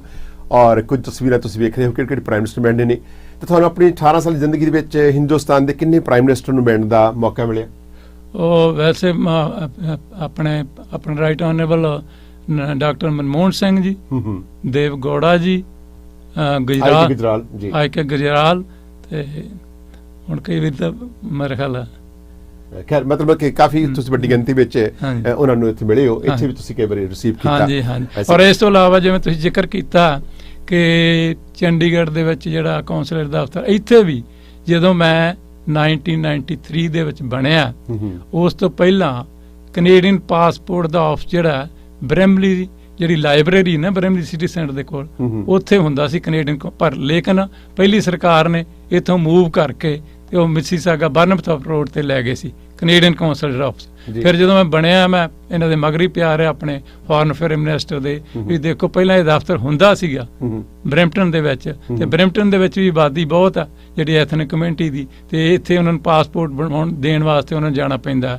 ਮਿਸੀਸਾਗਾ। ਸੋ ਫਿਰ ਉਹਨਾਂ ਨੇ ਕੁਛ ਸਮੇਂ ਦੇ ਵਿੱਚ, ਥੋੜੇ ਸਮੇਂ ਦੇ ਵਿੱਚ ਹੀ, ਤਕਰੀਬਨ ਸਾਲ ਕੁ ਬਾਅਦ ਜਿਹੜਾ ਕੈਨੇਡੀਅਨ ਆਫਿਸ ਸੀਗਾ ਪਾਸਪੋਰਟ ਦਾ, ਹਾਈਵੇ 10 ਤੇ ਜਿਹੜਾ ਬਣਿਆ ਹੋਇਆ ਨਾ, ਹਾਈਵੇ 10 ਤੇ ਬਵੇੜ ਤੇ, ਸ਼ਾਇਦ ਤੁਹਾਨੂੰ ਪਤਾ ਹੋਵੇ, ਜਿੱਥੇ ਰੋਨਾ ਵਗੈਰਾ ਹੈਗਾ, ਉਹ ਕੈਨੇਡੀਅਨ ਪਾਸਪੋਰਟ ਆਫਿਸ ਓਪਨ ਇੱਥੇ ਬਣਾਉਣ ਦੇ ਵਿੱਚ ਹੀ ਮੇਰਾ ਪੂਰੀ ਮੈਂ ਅਹਿਮਤ ਕੀਤੀ, ਜ਼ੋਰ ਲਾਇਆ, ਤੇ ਉਹਨਾਂ ਨੇ ਇੱਥੇ ਇਸ ਪ੍ਰੈਸ਼ਰ ਦੇ ਥੱਲੇ ਆ ਕੇ ਕੈਨੇਡਾ ਸਰਕਾਰ ਨੇ, ਜੌਨ ਕ੍ਰਿਸਚਨ ਪ੍ਰਾਈਮ ਮਿਨਿਸਟਰ ਸੀ, ਇੱਥੇ ਦਫ਼ਤਰ। ਮਤਲਬ ਸਰ ਤੁਸੀਂ 18 ਸਾਲ ਦੀ ਇਹ ਆਪਣੀ ਜਿਹੜੀ ਤੁਹਾਡੀ ਪੋਲੀਟੀਕਲ ਦੀ ਜ਼ਿੰਦਗੀ ਆ, ਇਹਦੇ ਵਿੱਚ ਬਹੁਤ ਸਾਰੇ ਲੋਕ ਤੁਹਾਡੇ ਨਾਲ ਜਿੱਥੇ ਤੁਸੀਂ ਜੁੜੇ ਵੀ ਹੋਣਗੇ, ਉੱਥੇ ਕਈ ਵਾਰੀ ਗੁੱਸੇ ਹੋਣ ਦਾ ਕਾਰਨ ਥੋੜਾ ਜਿਹਾ ਸਵਾਲ ਜਿਹੜਾ ਵੱਖਰਾ ਹੈ, ਤਿੱਖਾ ਆ, ਹਾਂਜੀ, ਹੋ ਸਕਦਾ ਕਿ ਤੁਸੀਂ ਥੋੜਾ ਜਿਹਾ ਡਿਫਰੈਂਟ ਫੀਲ ਕਰੋ। ਮੈਨੂੰ ਇਹ ਪਤਾ ਲੱਗਿਆ ਕਿ ਕਈ ਵਾਰੀ ਲੋਕ ਕੈਨੇਡਾ ਵਿੱਚ ਮੰਗਵਾਉਣ ਦੀ ਖਾਤਰ ਤੁਸੀਂ ਕਈਆਂ ਨੂੰ ਕੋਰਾ ਵੀ ਜਵਾਬ ਦਿੰਦੇ ਰਹੇ ਹੋ, ਹਾਂਜੀ, ਕਿ ਇਹ ਮੈਂ ਨਹੀਂ ਕੰਮ ਕਰ ਸਕਦਾ। ਕਈਆਂ ਲੋਕਾਂ ਨੇ ਤੁਹਾਨੂੰ ਆਫਰ ਵੀ ਕੀਤਾ ਹੋਵੇਗਾ, ਅਸੀਂ ਤੁਹਾਨੂੰ ਇੰਟਰਨੈਸ਼ਨਲ ਦਿੰਦੇ ਆ ਜੀ, ਆਹ ਕਰਦੇ ਆ, ਔਰ ਇਹ ਤੁਹਾਡੀ ਚਿੱਟੀ ਚਾਦਰ ਜਿਹੜੀ ਸਿਆਸੀ, ਇਹਨੂੰ ਦਾਗ ਨਹੀਂ ਲੱਗਾ। ਸੋ ਇਹਦੇ ਵਿੱਚ ਕਈ ਵਾਰੀ ਲੋਕਾਂ ਨੇ ਇਹ ਵੀ ਮਹਿਸੂਸ ਕੀਤਾ ਕਿ ਮੱਲੀ ਸਾਹਿਬ ਜੀ ਇਹ ਕੰਮ ਨਹੀਂ ਕਰਦੇ, ਜਦ ਕਿ ਤੁਸੀਂ ਦੁੱਖ ਵਿੱਚ ਵੀ ਗਏ ਹੋ, ਸੁੱਖ ਵਿੱਚ ਵੀ ਗਏ ਹੋ, ਪਰ ਉਹਨਾਂ ਨੇ ਪ੍ਰੈਸ਼ਰ ਥੱਲੇ ਆਣ ਕੰਮ ਨਹੀਂ ਕੀਤਾ। ਇਹ ਮੈਨੂੰ ਬੜਾ ਚੰਗਾ ਲੱਗੀ ਤੁਹਾਡੀ ਆਦਤ। What you want to say? ਇਹਦੇ ਵਿੱਚ ਕੀ ਹੈ ਕਿ ਮੈਂ ਐਨਾਲਾਈਜ਼ ਕਰਦਾ ਸੀਗਾ, ਪਹਿਲਾਂ ਫੈਮਿਲੀ ਬਾਰੇ ਚੈੱਕ ਕਰਨਾ, ਹੋਰ ਕਰਨਾ ਵੀ ਵਾਕਿਆ ਇਹ ਜਿਹੜਾ ਵਿਅਕਤੀ ਆ ਰਿਹਾ ਜਾਊਗਾ ਮੁੜ ਕੇ ਕਿ ਨਹੀਂ ਜਾਊਗਾ। ਇਸ ਕਰਕੇ ਐਨਾਲਾਈਜ਼ ਕਰਕੇ ਫਿਰ ਮੈਂ ਇਸੇ ਤਰ੍ਹਾਂ ਬਹੁਤ ਵਾਰੀ ਕਬੱਡੀ ਦੇ ਵਿੱਚ ਵੀ ਹੁੰਦਾ ਰਿਹਾ। ਕਬੱਡੀ ਦੇ ਵਿੱਚ ਕਈ ਉਹਨਾਂ ਨੇ ਦੇਣੇ ਨਾ ਦੇਣੇ, ਤੇ ਮੈਂ ਉੱਥੋਂ ਇੰਡੀਆ ਤੋਂ ਚੈੱਕ ਕਰਦਾ ਸੀ ਵਾਕਈ ਇਹ ਜਿਹੜਾ ਪਲੇਅਰ ਹੈਗਾ ਇਹ ਠੀਕ ਆ ਖੇਡਣ ਵਾਲਾ, ਕਿਤੇ ਐਵੇਂ ਤਾਂ ਨਹੀਂ ਮਤਲਬ ਕੋਈ ਰਿਸ਼ਤੇਦਾਰ ਨੂੰ ਤਾਂ ਨਹੀਂ, ਮਤਲਬ ਮੇਰੀ ਕੋਸ਼ਿਸ਼ ਰਹੀ। ਹੋ ਸਕਦਾ ਕਈ ਵਾਰੀ ਕੋਈ ਗਲਤ ਹੋ ਗਿਆ ਹੋਵੇ, ਪਰ ਮੇਰੀ ਕੋਸ਼ਿਸ਼ ਹੁੰਦੀ ਸੀ ਕਿ ਉਹੋ ਜਿਹੇ ਵਿਅਕਤੀ ਇੱਥੇ ਆਉਣੇ ਚਾਹੀਦੇ ਕਬੱਡੀ 'ਚ ਜਿਹੜੇ ਗਰੀਬ ਪਰਿਵਾਰਾਂ ਦੇ ਨਾਲ ਆ, ਜਿਹੜੇ ਪਲੇਅਰ ਆ, ਤੇ ਉਹ ਆ ਕੇ ਉਹਨਾਂ ਨੂੰ ਵੀ ਇੱਥੇ ਬੈਨੀਫਿਟ ਹੋਵੇ, ਲੋਕਾਂ ਨੂੰ ਵੀ, ਦੇਖਣ ਵਾਲਿਆਂ ਨੂੰ ਵੀ, ਉਹ ਦਰਸ਼ਕ ਵੀ ਉਹਦਾ ਆਨੰਦ ਮਾਣ ਸਕਣ, ਤੇ ਉਹ ਵੀ 4 ਪੈਸੇ ਆਪਦੇ ਬਣਾ ਕੇ ਖੇਡ ਕੇ ਵਾਪਸ ਚਲੇ ਜਾਣ, ਤੇ ਉਹਨਾਂ ਦੇ ਪਰਿਵਾਰ ਨੂੰ ਵੀ ਉਹਦਾ ਫਾਇਦਾ ਹੋਵੇ। ਇਸ ਦੇ ਬਾਵਜੂਦ ਵੀ ਛਾਣਬੀਨ ਇਨਵੈਸਟੀਗੇਟ ਕਰਨ ਦੇ ਬਾਵਜੂਦ ਵੀ ਕਦੇ ਕੋਈ ਬੰਦਾ ਬਿਲਕੁਲ ਹੋ ਜਾਂਦਾ। ਅਕਸਰ ਕੋਈ ਵੀ ਬੰਦਾ ਪਰਫੈਕਟ ਨਹੀਂ ਹੈ ਜੀ, ਮਤਲਬ ਨਾ ਮੈਂ ਪਰਫੈਕਟ ਹੈ ਨਾ ਕੋਈ ਹੋਰ ਪਰਫੈਕਟ ਹੈ। ਕਈ ਵਾਰੀ ਅਣਗਹਿਲੀ ਤਾਂ ਨਹੀਂ, ਕਈ ਵਾਰੀ ਕੋਈ ਨਾ ਕੋਈ ਇਹੋ ਜਿਹੇ ਸਰਕਮਸਟੈਂਸਸ ਬਣ ਜਾਂਦੇ ਆ, ਬੰਦੇ ਕਈ ਵਾਰੀ ਨਹੀਂ ਵੀ ਭੇਜਦੇ ਬੰਦਾ ਕੁਝ ਕਰ ਦਿੰਦੇ। ਅੱਛਾ ਮੇਰੇ ਸਾਹਿਬ, ਇੰਨੇ 18 ਸਾਲ ਐਕਸਪੀਰੀਅੰਸ ਦੇ ਵਿੱਚ ਕੁੱਲ ਮਿਲਾ ਕੇ ਹਾਂਜੀ ਤੁਹਾਨੂੰ ਕਦੇ ਤੁਸੀਂ ਜਦੋਂ ਕੋਲ ਹੁਣ ਬੈਠਦੇ ਹੋ, ਹੁਣ ਤੁਸੀਂ ਸਿਆਸਤ ਤੋਂ ਬਾਹਰ ਹੋ, ਪਰ ਤੁਹਾਡਾ ਜਿਹੜਾ ਸਤਿਕਾਰ ਹੈ ਲੋਕਾਂ ਦੇ ਮਨ ਵਿੱਚ ਇਹ ਉਨਾ ਹੀ ਆ, ਫਿੱਕਾ ਨਹੀਂ ਪਿਆ, ਇਹਦਾ ਰਾਜ ਕੀ ਹੈ? ਵੈਸੇ ਲਾਸਟ ਸਵਾਲ ਹੈ ਮੇਰਾ।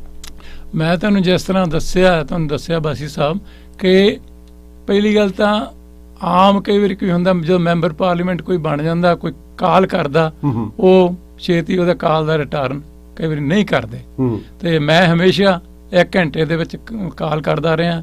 ਫਿਰ ਉਹਨਾਂ ਦੇ ਦੁੱਖ ਸੁੱਖ ਦੇ ਵਿੱਚ ਉੱਥੋਂ ਮੈਨੂੰ ਪਤਾ ਲੱਗਣਾ, ਮੈਂ ਖੁਦ ਅਜੇ ਵੀ ਮੈਨੂੰ ਜਦੋਂ ਪਤਾ ਲੱਗਦਾ ਨਾ ਵੀ ਕੋਈ ਕਿਸੇ ਪਰਿਵਾਰ ਦੇ ਵਿੱਚ ਕੋਈ ਦੁਖਦਾਈ ਘਟਨਾ ਵਾਪਰੀ, ਅਜੇ ਵੀ ਮੈਂ ਹੁਣ ਵੀ ਪਿਛਲੇ ਵੀਕ ਵੀ ਉਦੋਂ ਵੀ ਮੈਂ ਜਾ ਕੇ ਆਉਣਾ ਉਹਦੇ ਘਰੇ, ਕੋਸ਼ਿਸ਼ ਕਰਦਾ ਜਾਣ ਦੀ। ਜੇ ਘਰੇ ਨਹੀਂ ਤਾਂ ਅੱਜ ਕੱਲ੍ਹ ਕੋਈ ਹਾਲਾਤ ਇਹੋ ਜਿਹੇ ਆ ਕੋਵਿਡ ਕਰਕੇ, ਤਾਂ ਫਿਊਨਰਲ ਤੇ ਮੈਂ 5 ਮਿੰਟ ਜਾਵਾਂ, ਭਾਵੇਂ 10 ਮਿੰਟ, ਅਜੇ ਵੀ ਹਾਲਾਂਕਿ ਮੈਨੂੰ ਮਤਲਬ ਨਹੀਂ, ਪਰ ਮੈਨੂੰ ਹਜੇ ਵੀ ਪਿਆਰ ਆ ਲੋਕਾਂ ਦੇ ਨਾਲ। ਮੈਨੂੰ ਦੀ ਦੁੱਖ ਦੇ ਵਿੱਚ ਅਜੇ ਵੀ ਜਾਨਾ, ਮੈਨੂੰ ਇਸ ਚੀਜ਼ ਦਾ ਮਾਣ ਮਹਿਸੂਸ ਹੁੰਦਾ ਕਿ ਪਰਿਵਾਰਾਂ ਨੇ ਮੈਨੂੰ ਇੰਨੀ ਦੇਰ ਇਲੈਕਟ ਕਰਦੇ ਰਹੇ ਆ, ਤੇ ਮੇਰਾ ਵੀ ਫਰਜ਼ ਬਣਦਾ ਕਿ ਉਹਨਾਂ ਦੀ ਤਕਲੀਫ ਦੇ ਮੌਕੇ ਤੇ ਜਾ ਕੇ ਉਹਨਾਂ ਦੇ ਵਿੱਚ ਹਾਜ਼ਰੀ ਲਵਾਵਾਂ। ਲੋਕ ਜਿਹੜੇ ਕਈ ਵਾਰੀ ਸਵਾਲ ਸਾਨੂੰ ਵੀ ਕਰਦੇ ਨੇ, ਤੁਹਾਡੇ ਮਨ ਵਿੱਚ ਵੀ ਜ਼ਰੂਰ ਕੁਛ ਨਾ ਕੁਝ ਹੋਊਗਾ ਜਿਹੜੇ ਤੁਸੀਂ ਸਾਂਝਾ ਕਰਨਾ ਚਾਹੋਗੇ। ਮੈਂ ਜ਼ਰੂਰ ਚਾਹੁੰਦਾ ਤੁਸੀਂ ਦੱਸਿਆ ਲੋਕਾਂ ਨੂੰ, ਤੁਹਾਡੀ ਲਿਬਰਲ ਪਾਰਟੀ ਨੇ 18 ਸਾਲ ਲਗਾਤਾਰ ਤੁਸੀਂ ਮੈਂਬਰ ਆਫ ਪਾਰਲੀਮੈਂਟ ਦੀ ਜ਼ਿੰਮੇਵਾਰੀ ਨਿਭਾਈ ਹੈ, ਔਰ ਬਿਲਕੁਲ ਕਲੀਨ ਨਿਭਾਈ ਹੈ, ਪਰ ਇਹਦਾ ਫਲ ਜਿਹੜਾ ਤੁਹਾਡੀ ਪਾਰਟੀ ਨੂੰ ਜੋ ਬਣਦਾ ਸਤਿਕਾਰ ਸੀਗਾ ਪਬਲਿਕ ਤੋਂ ਵੱਲੋਂ ਹੈ, ਪਰ ਪੋਲੀਟੀਕਲ ਵੱਲੋਂ ਨਾ ਮਿਲਣ ਦਾ ਕਾਰਨ ਕੀ, ਜਿਹੜਾ ਕਿ ਤੁਸੀਂ ਤੁਹਾਡੀ ਮੰਗ ਤਾਂ ਨਹੀਂ ਰਹੀ, ਤੁਸੀਂ ਕਦੇ ਵੀ ਡਿਮਾਂਡ ਨਹੀਂ ਕੀਤੀ, ਪਰ ਲੋਕ ਮਹਿਸੂਸ ਕਰਦੇ ਆ ਕਿ ਇਹਨਾਂ ਨੂੰ ਕੁਝ ਨਾ ਕੁਝ ਇਹ ਟਰੂਡੋ ਜੀ ਨੇ, ਜਸਟਿਨ ਟਰੂਡੋ ਜੀ ਨੇ, ਹਾਂਜੀ, ਕਿ ਕਿਉਂ ਨਹੀਂ ਸਤਿਕਾਰ ਜਿਹੜਾ ਬਣਦਾ ਦਿੱਤਾ? ਕਾਰਨ ਕੀ ਕਿ ਇਹਦੇ ਵਿੱਚ ਕੁਝ ਲੋਕ ਇਹੋ ਜਿਹੇ ਆ ਜਾਂਦੇ ਨੇ ਜਿਹੜੇ ਕਿ ਡੋਮੀਨੇਟ ਕਰਦੇ ਨੇ। ਟੈਲ ਮੀ ਟਰੂ ਕਿ ਤੁਸੀਂ, ਮੇਰਾ ਕੁਐਸਚਨ ਤੁਹਾਨੂੰ ਵੈਰੀ ਸਟ੍ਰੇਟ ਫਾਰਵਰਡ ਹੈ ਮੱਲੀ ਸਾਹਿਬ, ਟੈਲ ਮੀ ਟਰੂ ਕਿ ਕਾਰਨ ਕੀ ਕਿਉਂ ਨਹੀਂ ਬਣਦਾ ਸਤਿਕਾਰ ਦਿੱਤਾ? ਸੈਨੇਟਰ ਦੀ ਜੌਬ ਦਿੱਤੀ ਜਾ ਸਕਦੀ ਸੀ, ਇਹਦਾ ਮਤਲਬ ਕਿ ਇੱਥੇ ਵੀ ਪੋਲੀਟੀਕਲ ਕਰਪਸ਼ਨ ਹੈ, ਜੇ ਕੁਝ ਫੰਡ ਦੇਵੇ ਉਹਨੂੰ ਤੁਸੀਂ ਸੈਨੇਟਰ ਬਣਾ ਦਿਓ। You tell me one thing, ਦੇਖੋ ਆਪਣੀ ਪਾਰਟੀ ਤੋਂ ਖੁਸ਼ ਹੋ? ਵੇਖੋ ਇਹਦੇ 'ਚ ਕਈ ਵਾਰੀ ਇਹ ਹੁੰਦਾ ਕਿ ਕੋਈ ਅਜਿਹੇ ਵਿਅਕਤੀ, ਅੱਜ ਸਭ ਗੱਲ ਬਿਲਕੁਲ ਗੋਲ ਨਾ ਕਰਿਓ, ਨਹੀਂ ਸਟ੍ਰੇਟ ਫਾਰਵਰਡ ਕਰਿਓ, ਅਜਿਹੇ ਵਿਅਕਤੀ ਮੂਹਰੇ ਆ ਜਾਂਦੇ ਆ ਜਿਹੜੇ ਕਿ ਲੀਡਰ ਦੇ ਕਲੋਜ਼ ਹੋ ਜਾਂਦੇ ਆ, ਔਰ ਉਹ ਚਾਹੁੰਦੇ ਵੀ ਸਾਡੀ ਲੀਡਰ ਜਿਹੜਾ ਗੱਲ ਮੰਨੇ, ਤੇ ਵੀ ਹੋਰ ਕਿਸੇ ਨੂੰ ਜੋ ਸਾਡੇ ਨਾਲ ਅਸੀਂ ਕਰਨਾ ਚਾਹੁੰਦੇ ਉਹੋ ਹੀ ਹੋਵੇ।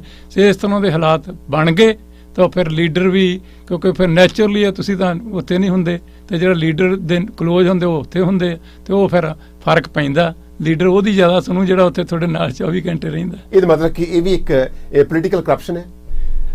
ਤੁਸੀਂ ਕਰਪਸ਼ਨ ਨਹੀਂ ਕਹਿ ਸਕਦੇ ਇਹਨੂੰ, ਲੇਕਿਨ ਉਹਨਾਂ ਬੰਦਿਆਂ ਦੀ ਮਤਲਬ ਸਭ ਤਾਂ ਕਹਿ ਸਕਦੇ ਕਿਸੇ ਕੁਝ ਲੋਕਾਂ ਨੇ, ਸਾਡੇ ਪਾਸ ਪ੍ਰੂਫ ਪਏ ਨੇ ਕਿ ਕੁਝ ਲੋਕਾਂ ਨੇ ਕੋਈ ਪਾਰਟੀ ਨੂੰ ਫੰਡ ਦਿੰਦੇ ਆ, ਉਹਨਾਂ ਨੇ ਇੰਨਾ ਫੰਡ ਇਕੱਠਾ ਕਰਕੇ ਦੇ ਦਿੱਤਾ, ਆਹ ਕਰ ਦਿੱਤਾ, ਤਾਂ ਪ੍ਰਾਈਮ ਮਿਨਿਸਟਰ ਦੇ ਘਰ ਚਲ ਜਾਂਦਾ। ਇੰਨਾ ਫੰਡ ਦਿੱਤਾ ਆ ਤਾਂ ਉਹਨੇ ਇੰਨੇ ਪੈਸੇ ਦਿੱਤੇ, ਡੋਨੇਟ ਕੀਤੇ ਪਾਰਟੀ ਨੂੰ, ਤਾਂ ਉਹਨੂੰ ਤੁਸੀਂ ਚੌਕੇ ਬਣਾ ਦਿਓ ਸੈਨੇਟਰ। ਤਾਂ ਜਿਹੜਾ ਇੰਨਾ ਸਰਵਿਸ ਕਰਦਾ ਰਿਹਾ ਕਮਿਊਨਿਟੀ ਵਿੱਚ, ਬੇਹੱਦ ਸ਼ਖਸੀਅਤ ਆ, ਤਾਂ ਉਹਦੇ ਵੱਲ ਹਾਂਜੀ ਤੁਸੀਂ ਧਿਆਨ ਨਾ ਦਿਓ, ਤਾਂ ਇਹਨੂੰ ਫਿਰ ਪੋਲੀਟੀਕਲ ਕਰਪਸ਼ਨ ਮੀਡੀਆ ਕਹੋਗੇ ਜਾਂ ਕੀ ਕਹੋਗੇ? ਇਹਨੂੰ ਤੁਸੀਂ ਮਾਈਟ ਯੂ ਅੰਡਰ ਪ੍ਰੈਸ਼ਰ, ਨਾਟ ਮੀ।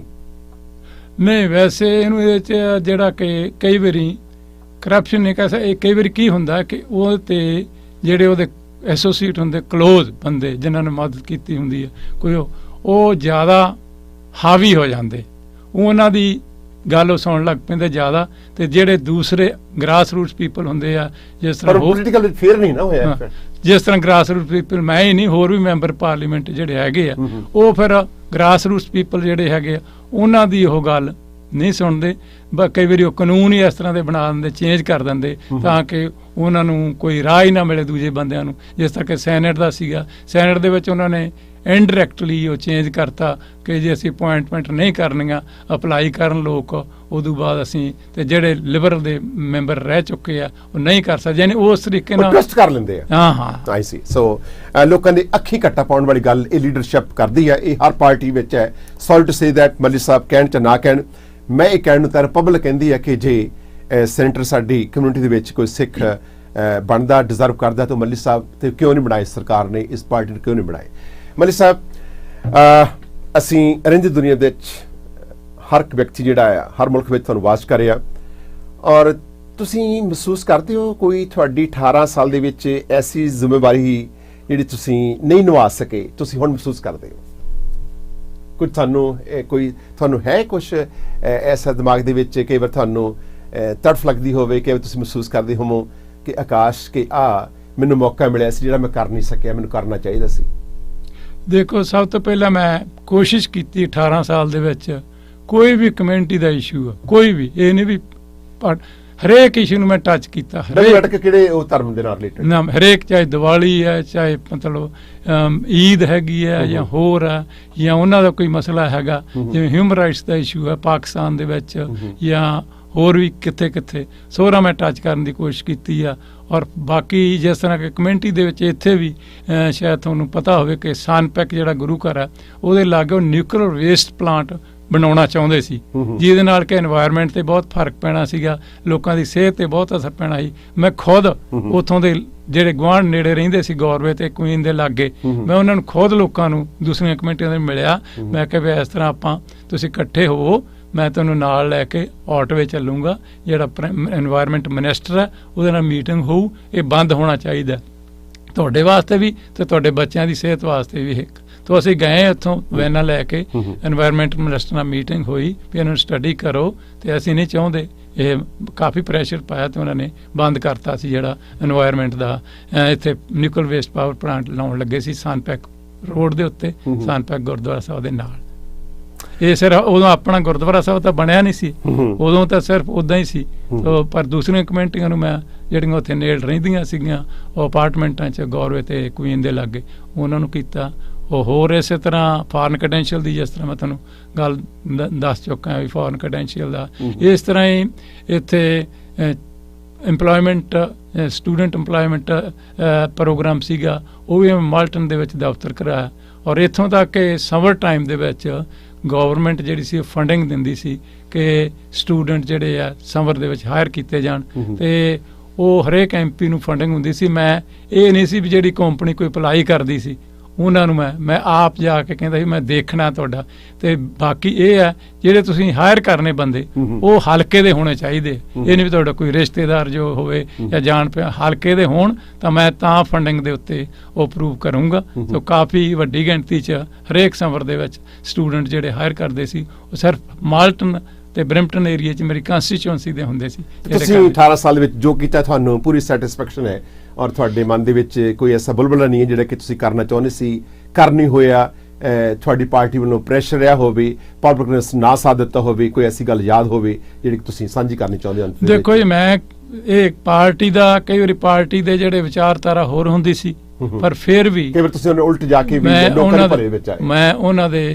ਮੈਂ ਸੋਚਦਾ ਇੱਕ ਕੰਸਟੀਚੁਐਂਸੀ ਜਿੱਦੇ ਲੋਕ ਜਿਹੜੇ ਉਹ ਕੀ ਚਾਹੁੰਦੇ ਆ, ਉੱਥੇ ਮੈਂ ਜਿਹੜੀ ਵੋਟ ਸੀਗੀ ਆਪਣੇ ਜ਼ਮੀਰ ਦੇ ਆਧਾਰ ਤੇ ਪਾਉਂਦਾ ਸੀ। ਇਹ ਨਹੀਂ ਵੀ ਪਾਰਟੀ ਹੁਣ ਠੋਸ ਕਰਦੀ ਵੀ ਇੱਥੇ ਤੁਸੀਂ ਵੋਟ ਪਾਉਣੀ ਹੈ। ਮੈਂ ਸਾਫ਼ ਉਹਨਾਂ ਨੂੰ ਦੱਸਦਾ ਵੀ ਮੈਂ ਆਹ ਜਿਹੜਾ ਇਸ਼ੂ ਹੈ ਸਾਡੀ ਕਮਿਊਨਿਟੀ ਦੇ ਨਾਲ ਜਾਂ ਦੂਸਰੀਆਂ ਕਮਿਊਨਿਟੀਆਂ ਨਾਲ ਜਾਂ ਮੇਰੇ ਕੰਸਟੀਚੁਐਂਸੀ ਦੇ ਸਮੁੱਚੇ ਲੋਕ ਆ ਉਹਨਾਂ ਨਾਲ ਜੁੜਿਆ ਹੋਇਆ, ਇਸ ਦੇ ਵਿੱਚ ਮੈਂ ਇਸ ਤਰੀਕੇ ਨਾਲ ਜਿਹੜੀ ਵੋਟ ਪਾਰਟੀ ਦੀ ਨਹੀਂ ਕਰਦਾ। ਮੈਂ ਬਹੁਤ ਵਾਰੀ, ਇਹ ਨਹੀਂ ਇੱਕ ਵਾਰੀ, ਬਹੁਤ ਵਾਰੀ ਇਮਾਨਦਾਰੀ ਜਿਹੜੀ ਹੈ ਲੋਕਾਂ ਨੂੰ ਸਾਹਮਣੇ ਨਜ਼ਰ ਆਉਂਦੀ ਹੈ। ਔਰ ਮੇਰੇ ਖਿਆਲ ਕਿ ਜਦੋਂ ਤੁਸੀਂ ਮੈਂਬਰ ਪਾਰਲੀਮੈਂਟ ਬਣੇ ਹੋ ਉਦੋਂ ਪਹਿਲਾਂ ਤੁਸੀਂ ਮਾਲਟਨ ਵਿੱਚ ਸੀਗੇ, ਮਾਲਟਨ ਤੋਂ ਜਾ ਕੇ ਤੁਸੀਂ ਹੁਣ ਉਸੇ ਘਰ ਵਿੱਚ ਰਹਿ ਰਹੇ ਹੋ ਲੰਬੇ ਸਮੇਂ ਤੋਂ। ਬਿਲਕੁਲ ਹਾਂਜੀ। ਔਰ ਇਹ ਨਹੀਂ ਕਿ ਤੁਸੀਂ ਵੱਡੇ ਵੱਡੇ ਘਰ ਬਣਾ ਲਏ ਨੇ।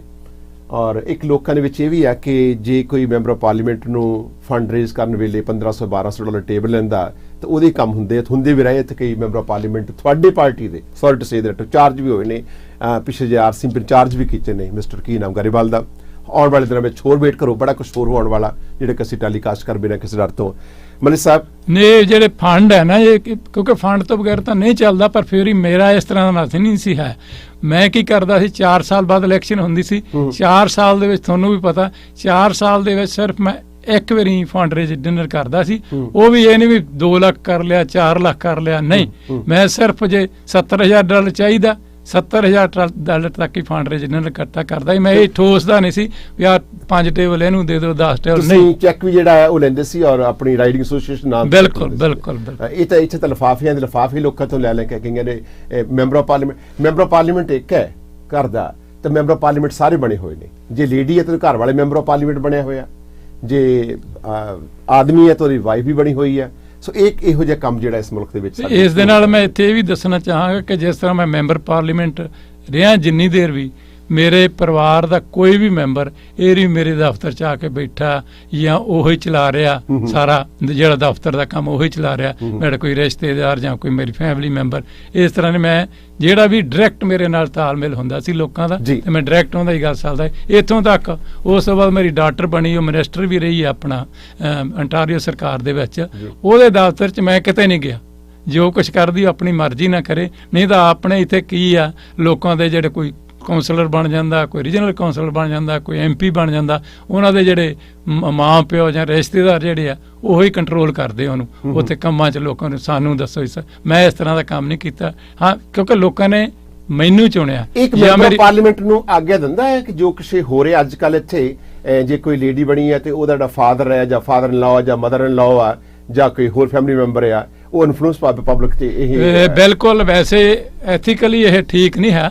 ਐਥੀਕਲੀ ਜਿਹੜਾ ਬੰਦੇ ਨੂੰ ਤੁਹਾਨੂੰ ਸੁਣਿਆ ਉਹਦੇ ਨਾਲ ਸਿੱਧੀ ਗੱਲਬਾਤ ਹੋਵੇ। ਇਹ ਪੈਸੇ ਲੈ ਕੇ ਲੋਕਾਂ ਨੂੰ ਰਸੀਦ ਨਹੀਂ ਦੇ ਰਹੇ। ਇੱਕ ਮੈਂਬਰ ਆਫ ਪਾਰਲੀਮੈਂਟ ਨੇ ਹਾਲੇ ਤੇ ਇੱਕ ਵਿਅਕਤੀ ਨੂੰ ਰਸੀਦ ਨਹੀਂ ਦਿੱਤੀ ਜਿਹੜੀ ਕਿ ਇਲੈਕਸ਼ਨ ਆਫ ਕੈਨੇਡਾ ਨੂੰ ਬੰਦਾ ਦੇ ਰਿਹਾ, ਜਸਟ ਵੇਟ ਕਰ ਰਿਹਾ ਸਿਲੈਕਸ਼ਨ ਦੀ। ਔਰ ਇੱਕ ਮੈਂਬਰ ਆਫ ਪਾਰਲੀਮੈਂਟ ਨੇ ਇੱਕ ਨੂੰ ਥ੍ਰੈਟ ਕੀਤਾ ਔਰ ਰਿਕਾਰਡਿੰਗ ਪਈ ਜਿਹੜੀ ਕਿ ਟੈਲੀਕਾਸਟ ਇਲੈਕਸ਼ਨ ਦੇ ਲਾਗੇ ਕਰਨੀ ਹੋਵੇ। ਤੁਹਾਡੀ ਪਾਰਟੀ ਦੇ ਮੈਂਬਰ ਆਫ ਪਾਰਲੀਮੈਂਟ ਮੱਲੀ ਸਾਹਿਬ, ਦੇਖੋ ਜੀ, ਮੈਂ ਕਿਸੇ ਦੀ ਤਾਂ ਗਰੰਟੀ ਨਹੀਂ ਲੈ ਸਕਦਾ ਕਿਉਂਕਿ ਬੰਦੇ ਚੰਗੇ ਵੀ ਹੁੰਦੇ, ਮਾੜੇ ਵੀ ਹੁੰਦੇ ਆ, ਹਰੇਕ ਸੁਭਾਅ ਦੇ ਹੁੰਦੇ ਆ। ਲੇਕਿਨ ਮੈਂ ਆਪਣੀ ਗਰੰਟੀ ਹੁਣ ਤੱਕ ਵੀ ਕਹਿੰਦਾ, ਪਹਿਲਾਂ ਵੀ ਕਹਿੰਦਾ ਸੀ ਕਿ ਮੈਂ ਆਪਣੀ ਤਰ੍ਹਾਂ ਪੂਰੀ ਓਨੈਸਟੀ ਦੇ ਨਾਲ ਕੰਮ ਕੀਤਾ ਤੇ ਮੈਂ ਕੋਈ ਦਖਲਅੰਦਾਜ਼ੀ ਨਾ ਮੇਰੇ ਪਰਿਵਾਰ ਨੇ ਕਿਸੇ ਨੇ ਕੀਤੀ ਆ, ਨਾ ਮੈਂ ਉਹਨਾਂ ਦੇ ਵਿੱਚ ਵੀ ਜਿਸ ਤਰ੍ਹਾਂ ਮੈਂ ਆਪਣੀ ਡਾਕਟਰ ਬਾਰੇ ਦੱਸਿਆ ਵੀ ਦਖਲਅੰਦਾਜ਼ੀ ਕਰਦਾ। ਸੋ ਇਹ ਸਾਨੂੰ ਚਾਹੀਦਾ, ਐਥਿਕਸ ਇਹ ਆ ਕਿ ਜਿਹੜਾ ਬੰਦਾ ਚੁਣਿਆ ਗਿਆ ਉਹਦੇ ਨਾਲ ਲੋਕਾਂ ਦੀ ਡੀਲ ਡਾਇਰੈਕਟ ਚਾਹੀਦੀ। ਲਾਸਟ ਕੁਐਸਚਨ, ਲੋਕਾਂ ਦੇ ਮਨਾਂ ਵਿੱਚ, ਮੇਰੇ ਵਿੱਚ ਵੀ ਹੋ ਸਕਦਾ, ਪਬਲਿਕ ਦਿਸ ਇਜ਼ ਕੁਐਸਚਨ ਹੈ, ਪਬਲਿਕ ਇੰਟਰਸਟ ਪੁੱਛਣਾ ਚਾਹੁੰਦਾ।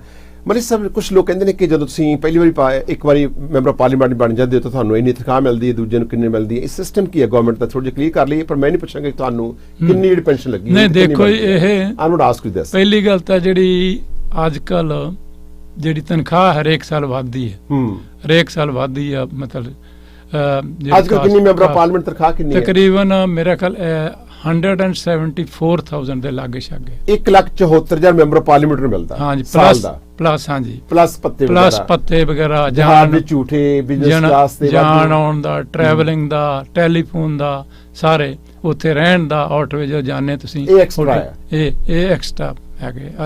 ਇਹਦਾ ਮਤਲਬ ਕਿ ਇਹ ਅਲਾਉਂਸ ਜਿਹੜੇ ਹੈਗੇ more than close to million ਲਗਭਗ ਹੋ ਜਾਂਦਾ, ਤਕਰੀਬਨ ਮਿਲੀਅਨ ਦੇ ਗੇਟ ਤੇ ਬਣ ਜਾਂਦਾ। ਇੱਕ ਮੈਂਬਰ ਆਫ ਪਾਰਲੀਮੈਂਟ 1 ਮਿਲੀਅਨ ਸਾਲ ਦਾ ਕਾਸਟ ਕਰਦਾ। ਹਾਂਜੀ, ਅਪਰੋਕਸੀਮੇਟਲੀ। ਅੱਛਾ, ਇਹ ਫਿਰ ਜਦੋਂ ਤੁਸੀਂ ਇੱਕ ਵਾਰੀ ਮੈਂਬਰ ਪਾਰਲੀਮੈਂਟ ਬਣ ਜਾਂਦੇ ਹੋ ਤਾਂ ਜੇ ਸੈਕੰਡ ਟਾਈਮ ਤੁਸੀਂ ਹਾਰ ਜਾਣਗੇ ਲੋਕ, ਤਾਂ ਉਹਨਾਂ ਨੂੰ ਫਿਰ ਪੈਨਸ਼ਨ ਲੱਗਦੀ ਹੈ? ਨਹੀਂ, ਇਸ ਤਰ੍ਹਾਂ ਹੈਗਾ ਕਿ ਇਹ ਪਹਿਲਾਂ ਬਣਾਤਾ ਸੀ ਇਹਨਾਂ ਨੇ ਕਾਨੂੰਨ ਕਿ 6 ਸਾਲ ਦੀ ਸਰਵਿਸ ਜ਼ਰੂਰੀ ਹੈ ਤੇ 55 ਸਾਲ ਦੀ ਉਮਰ ਹੋਣੀ ਚਾਹੀਦੀ। ਜੇ 55 ਸਾਲ ਦੀ ਤੁਹਾਡੀ ਉਮਰ ਹੈ, 6 ਸਾਲ ਤੁਹਾਡੀ ਸਰਵਿਸ ਪੂਰੀ ਹੋ ਗਈ ਹੈ, ਫਿਰ ਤੁਹਾਨੂੰ ਪੈਨਸ਼ਨ ਜਿਹੜੀ ਹੈ ਜਿੰਨੇ ਤੁਹਾਡੇ ਸਰਵਿਸ ਦੇ ਈਅਰ ਹੈ ਉਸ ਹਿਸਾਬ ਨਾਲ ਕੈਲਕੂਲੇਟ ਕਰਕੇ ਤੁਹਾਨੂੰ ਦਿੰਦੇ। ਜਿੰਨੀ ਦੇਰ ਤੁਸੀਂ ਜ਼ਿਆਦਾ ਰਹੇ ਆ ਜਿੰਨਾ ਉਹਨੇ ਜ਼ਿਆਦਾ ਪੈਨਸ਼ਨ ਮਿਲਦੀ। ਇਹਦਾ ਮਤਲਬ ਕਿ ਬਾਬਾ ਬਾਦਲ ਜੀ ਵਾਂਗੂ ਤੁਸੀਂ ਉਹ ਵੀ ਕਾਫੀ ਲੰਬਾ ਸਮਾਂ ਰਹੇ ਨੇ, ਤੁਸੀਂ ਵੀ 18 ਸਾਲ ਰਹੇ ਹੋ, ਤੁਹਾਡੀ ਪੈਨਸ਼ਨ ਵੀ ਜ਼ਿਆਦਾ ਹੈ।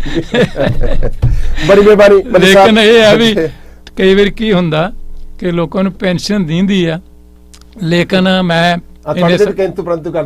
ਨਹੀਂ, ਮੈਂ ਦੇਖੋ ਇੰਨੀ ਦੇਰ ਰਿਹਾ, ਮੇਰੇ ਮਤਲਬ ਮੈਂ ਜਿਹੜਾ ਇੰਨਾ ਟਾਈਮ ਸਪੈਂਡ ਕੀਤਾ ਉੱਥੇ, ਫਿਰ ਮੇਰੇ ਕੋਈ ਹੋਰ ਕਈ ਲੋਕ ਜਿਹੜੇ ਆ ਮੈਂਬਰ ਪਾਰਲੀਮੈਂਟ ਉਹ ਨਾਲ ਹੋਰ ਬਿਜ਼ਨਸ ਵੀ ਸ਼ੁਰੂ ਕਰ ਲੈਂਦੇ ਐਕਸਟਰਾ, ਬਹੁਤ ਸਾਰੇ ਕਰਦੇ ਰਹੇ ਮੇਰੇ ਨਾਲ ਵੀ, ਉਹ ਨਾਲ ਬਿਜ਼ਨਸ ਕਰੀ ਜਾਣ ਨਾਲ। ਪਰ ਮੈਂ ਆਪਣੇ ਮਨ 'ਚ ਖਾਸ ਸੀ, ਮੇਰੀ ਤਮੰਨਾ ਵੀ ਸੀ ਕਿ ਜੇ ਮੈਂਬਰ ਪਾਰਲੀਮੈਂਟ ਬਣਿਆ, ਲੋਕਾਂ ਨੇ ਚੁਣਿਆ, ਤਾਂ ਪੂਰਾ ਟਾਈਮ ਉਸ ਜੌਬ ਵਾਸਤੇ, ਜਿਹੜੀ ਜੌਬ ਵਾਸਤੇ ਤੁਹਾਨੂੰ ਚੁਣਿਆ ਲੋਕਾਂ ਨੇ, ਉਸ ਜੌਬ ਵਾਸਤੇ ਮਤਲਬ ਟਾਈਮ ਦਿਓ। ਸੋ ਮੈਂ ਕੋਈ ਵੀ ਬਿਜ਼ਨਸ ਐਕਸਟਰਾ ਨਹੀਂ ਕੀਤਾ, ਨਹੀਂ ਤਾਂ ਆਮ ਕਰਦੇ ਰਹੇ ਆ। ਜਦ ਤੱਕ ਰਜਿਸਟਰ ਦੇ ਲਾਇਸੈਂਸ ਵੀ ਤੁਸੀਂ ਕਰ ਸਕਦੇ ਸੀਗੇ। ਹਾਂਜੀ ਕਰ, ਪਰ ਮੈਂ ਕੁਛ ਨਹੀਂ ਕੀਤਾ ਤੇ ਤਾਂ ਕਿ ਮੈਂ ਲੋਕਾਂ ਨੂੰ ਸਰਵਿਸ ਦੇ ਸਕਾਂ। ਇੱਕ ਪਾਸੇ ਮੈਂ ਉਧਰ ਲੋਕਾਂ ਨੂੰ ਘਰ ਵਿਖਾਉਂਦਾ ਫਿਰਾਂ ਜਾਂ ਕੋਈ ਹੋਰ ਬਿਜ਼ਨਸ ਫੈਕਟਰੀ 'ਚ ਕਰੀ ਜਾਵਾਂ, ਤੇ ਲੋਕ ਮੈਨੂੰ ਕਾਲ ਕਰਦੇ, ਮੈਂ ਹਫਤਾ ਉਹਨਾਂ ਦੀ ਕਾਲ ਨਹੀਂ ਰਿਟਰਨ ਕਰਦਾ। ਮੈਂ ਸਮਝਦਾ ਵੀ ਲੋਕਾਂ ਨੇ ਮੇਰੇ ਤੇ ਜ਼ਿੰਮੇਵਾਰੀ ਪਾਈ ਆ, ਲੋਕਾਂ ਨੇ ਮੇਰੇ ਤੇ ਵਿਸ਼ਵਾਸ ਕੀਤਾ, ਮੈਂ ਉਹਨਾਂ ਨੂੰ ਵਿਸ਼ਵਾਸਘਾਤ ਨਹੀਂ ਕਰਨਾ। ਇਸ ਕਰਕੇ ਜੇ ਮੈਨੂੰ ਸੇਵਾ ਦਾ ਮੌਕਾ ਮਿਲਿਆ, ਉਹ ਮੇਰਾ ਪੈਸ਼ਨ ਸੀ।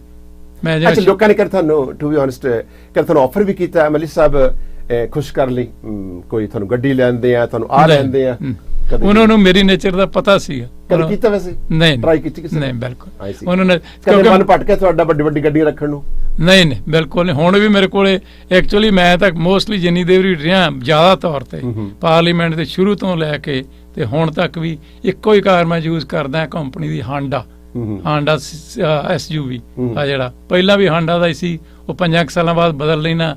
ਹੁਣ ਵੀ ਹੁਣ 2012 ਦਾ, ਹੁਣ ਜ਼ਿਆਦਾ ਦੇਰ ਕੱਟ ਲਿਆ ਕਿਉਂਕਿ ਹੁਣ ਮੈਂਬਰ ਨਹੀਂ, ਹੁਣ ਮਾਈਲੇਜ ਘੱਟ ਪੈਂਦੇ ਆ। ਹਾਂ, ਤੇ ਅੱਗੇ ਜ਼ਿਆਦਾ ਮਾਈਲੇਜ ਪੈਂਦੇ ਸੀ। ਤੁਸੀਂ ਫੋਨ ਬੜਾ ਸਿੰਪਲ ਰੱਖਿਆ ਹੋਇਆ। ਤੇ ਫੋਨ ਮਤਲਬ ਮੈਂ ਕਹਿੰਦਾ ਸਿਰਫ ਕਾਲ ਕਰਨੀ ਲੋਕਾਂ ਨੂੰ, ਹੋਰ ਕੀ ਕਰਨਾ ਤੇ ਕਾਲ। ਬੜੀ ਮਿਹਰਬਾਨੀ ਮਲਿਕ ਸਾਹਿਬ। ਇਸ ਕਰਕੇ ਮੈਂ ਕੋਈ ਜੌਬ ਨਹੀਂ ਕੀਤੀ ਤੇ ਮੈਂ ਨਾ ਕੋਈ ਐਕਸਟਰਾ ਬਣਾਇਆ ਚੀਜ਼। ਜਿਵੇਂ ਕਈ ਵਾਰੀ ਤਾਂ ਲੋਕ ਇੰਡੀਆ 'ਚ ਜਾਂ ਇੱਥੇ 2-3 ਪੀੜ੍ਹੀਆਂ ਦਾ ਪੈਸਾ ਇਕੱਠਾ ਕਰ ਲੈਂਦੇ ਨੇ। ਮੈਂ ਅਜੇ ਵੀ ਹੈਂਡ ਟੂ ਮਾਊਥ ਹਾਂ। ਜੇ ਪੈਨਸ਼ਨ ਦੀ ਗੱਲ ਕਰ ਰਹੇ ਸੀ, ਕੋਈ ਮੇਰੀ ਪੈਨਸ਼ਨ ਦੇ ਨਾਲ ਮਤਲਬ ਫੈਮਿਲੀ ਦਾ ਗੁਜ਼ਾਰਾ ਹੋ ਰਿਹਾ। ਇਸ ਤੇ ਪ੍ਰਮਾਤਮਾ ਦਾ ਸ਼ੁਕਰ ਹੈ ਕਿ ਇੰਨਾ ਹੀ ਜਿਹੜਾ ਸਾਰਾ ਹੋ ਰਿਹਾ, ਤੇ ਪ੍ਰਮਾਤਮਾ ਦੀ ਕਿਰਪਾ ਦੇ ਨਾਲ ਮਨ ਨੂੰ ਸ਼ਾਂਤੀ ਹੈ, ਖੁਸ਼ੀ ਹੈ।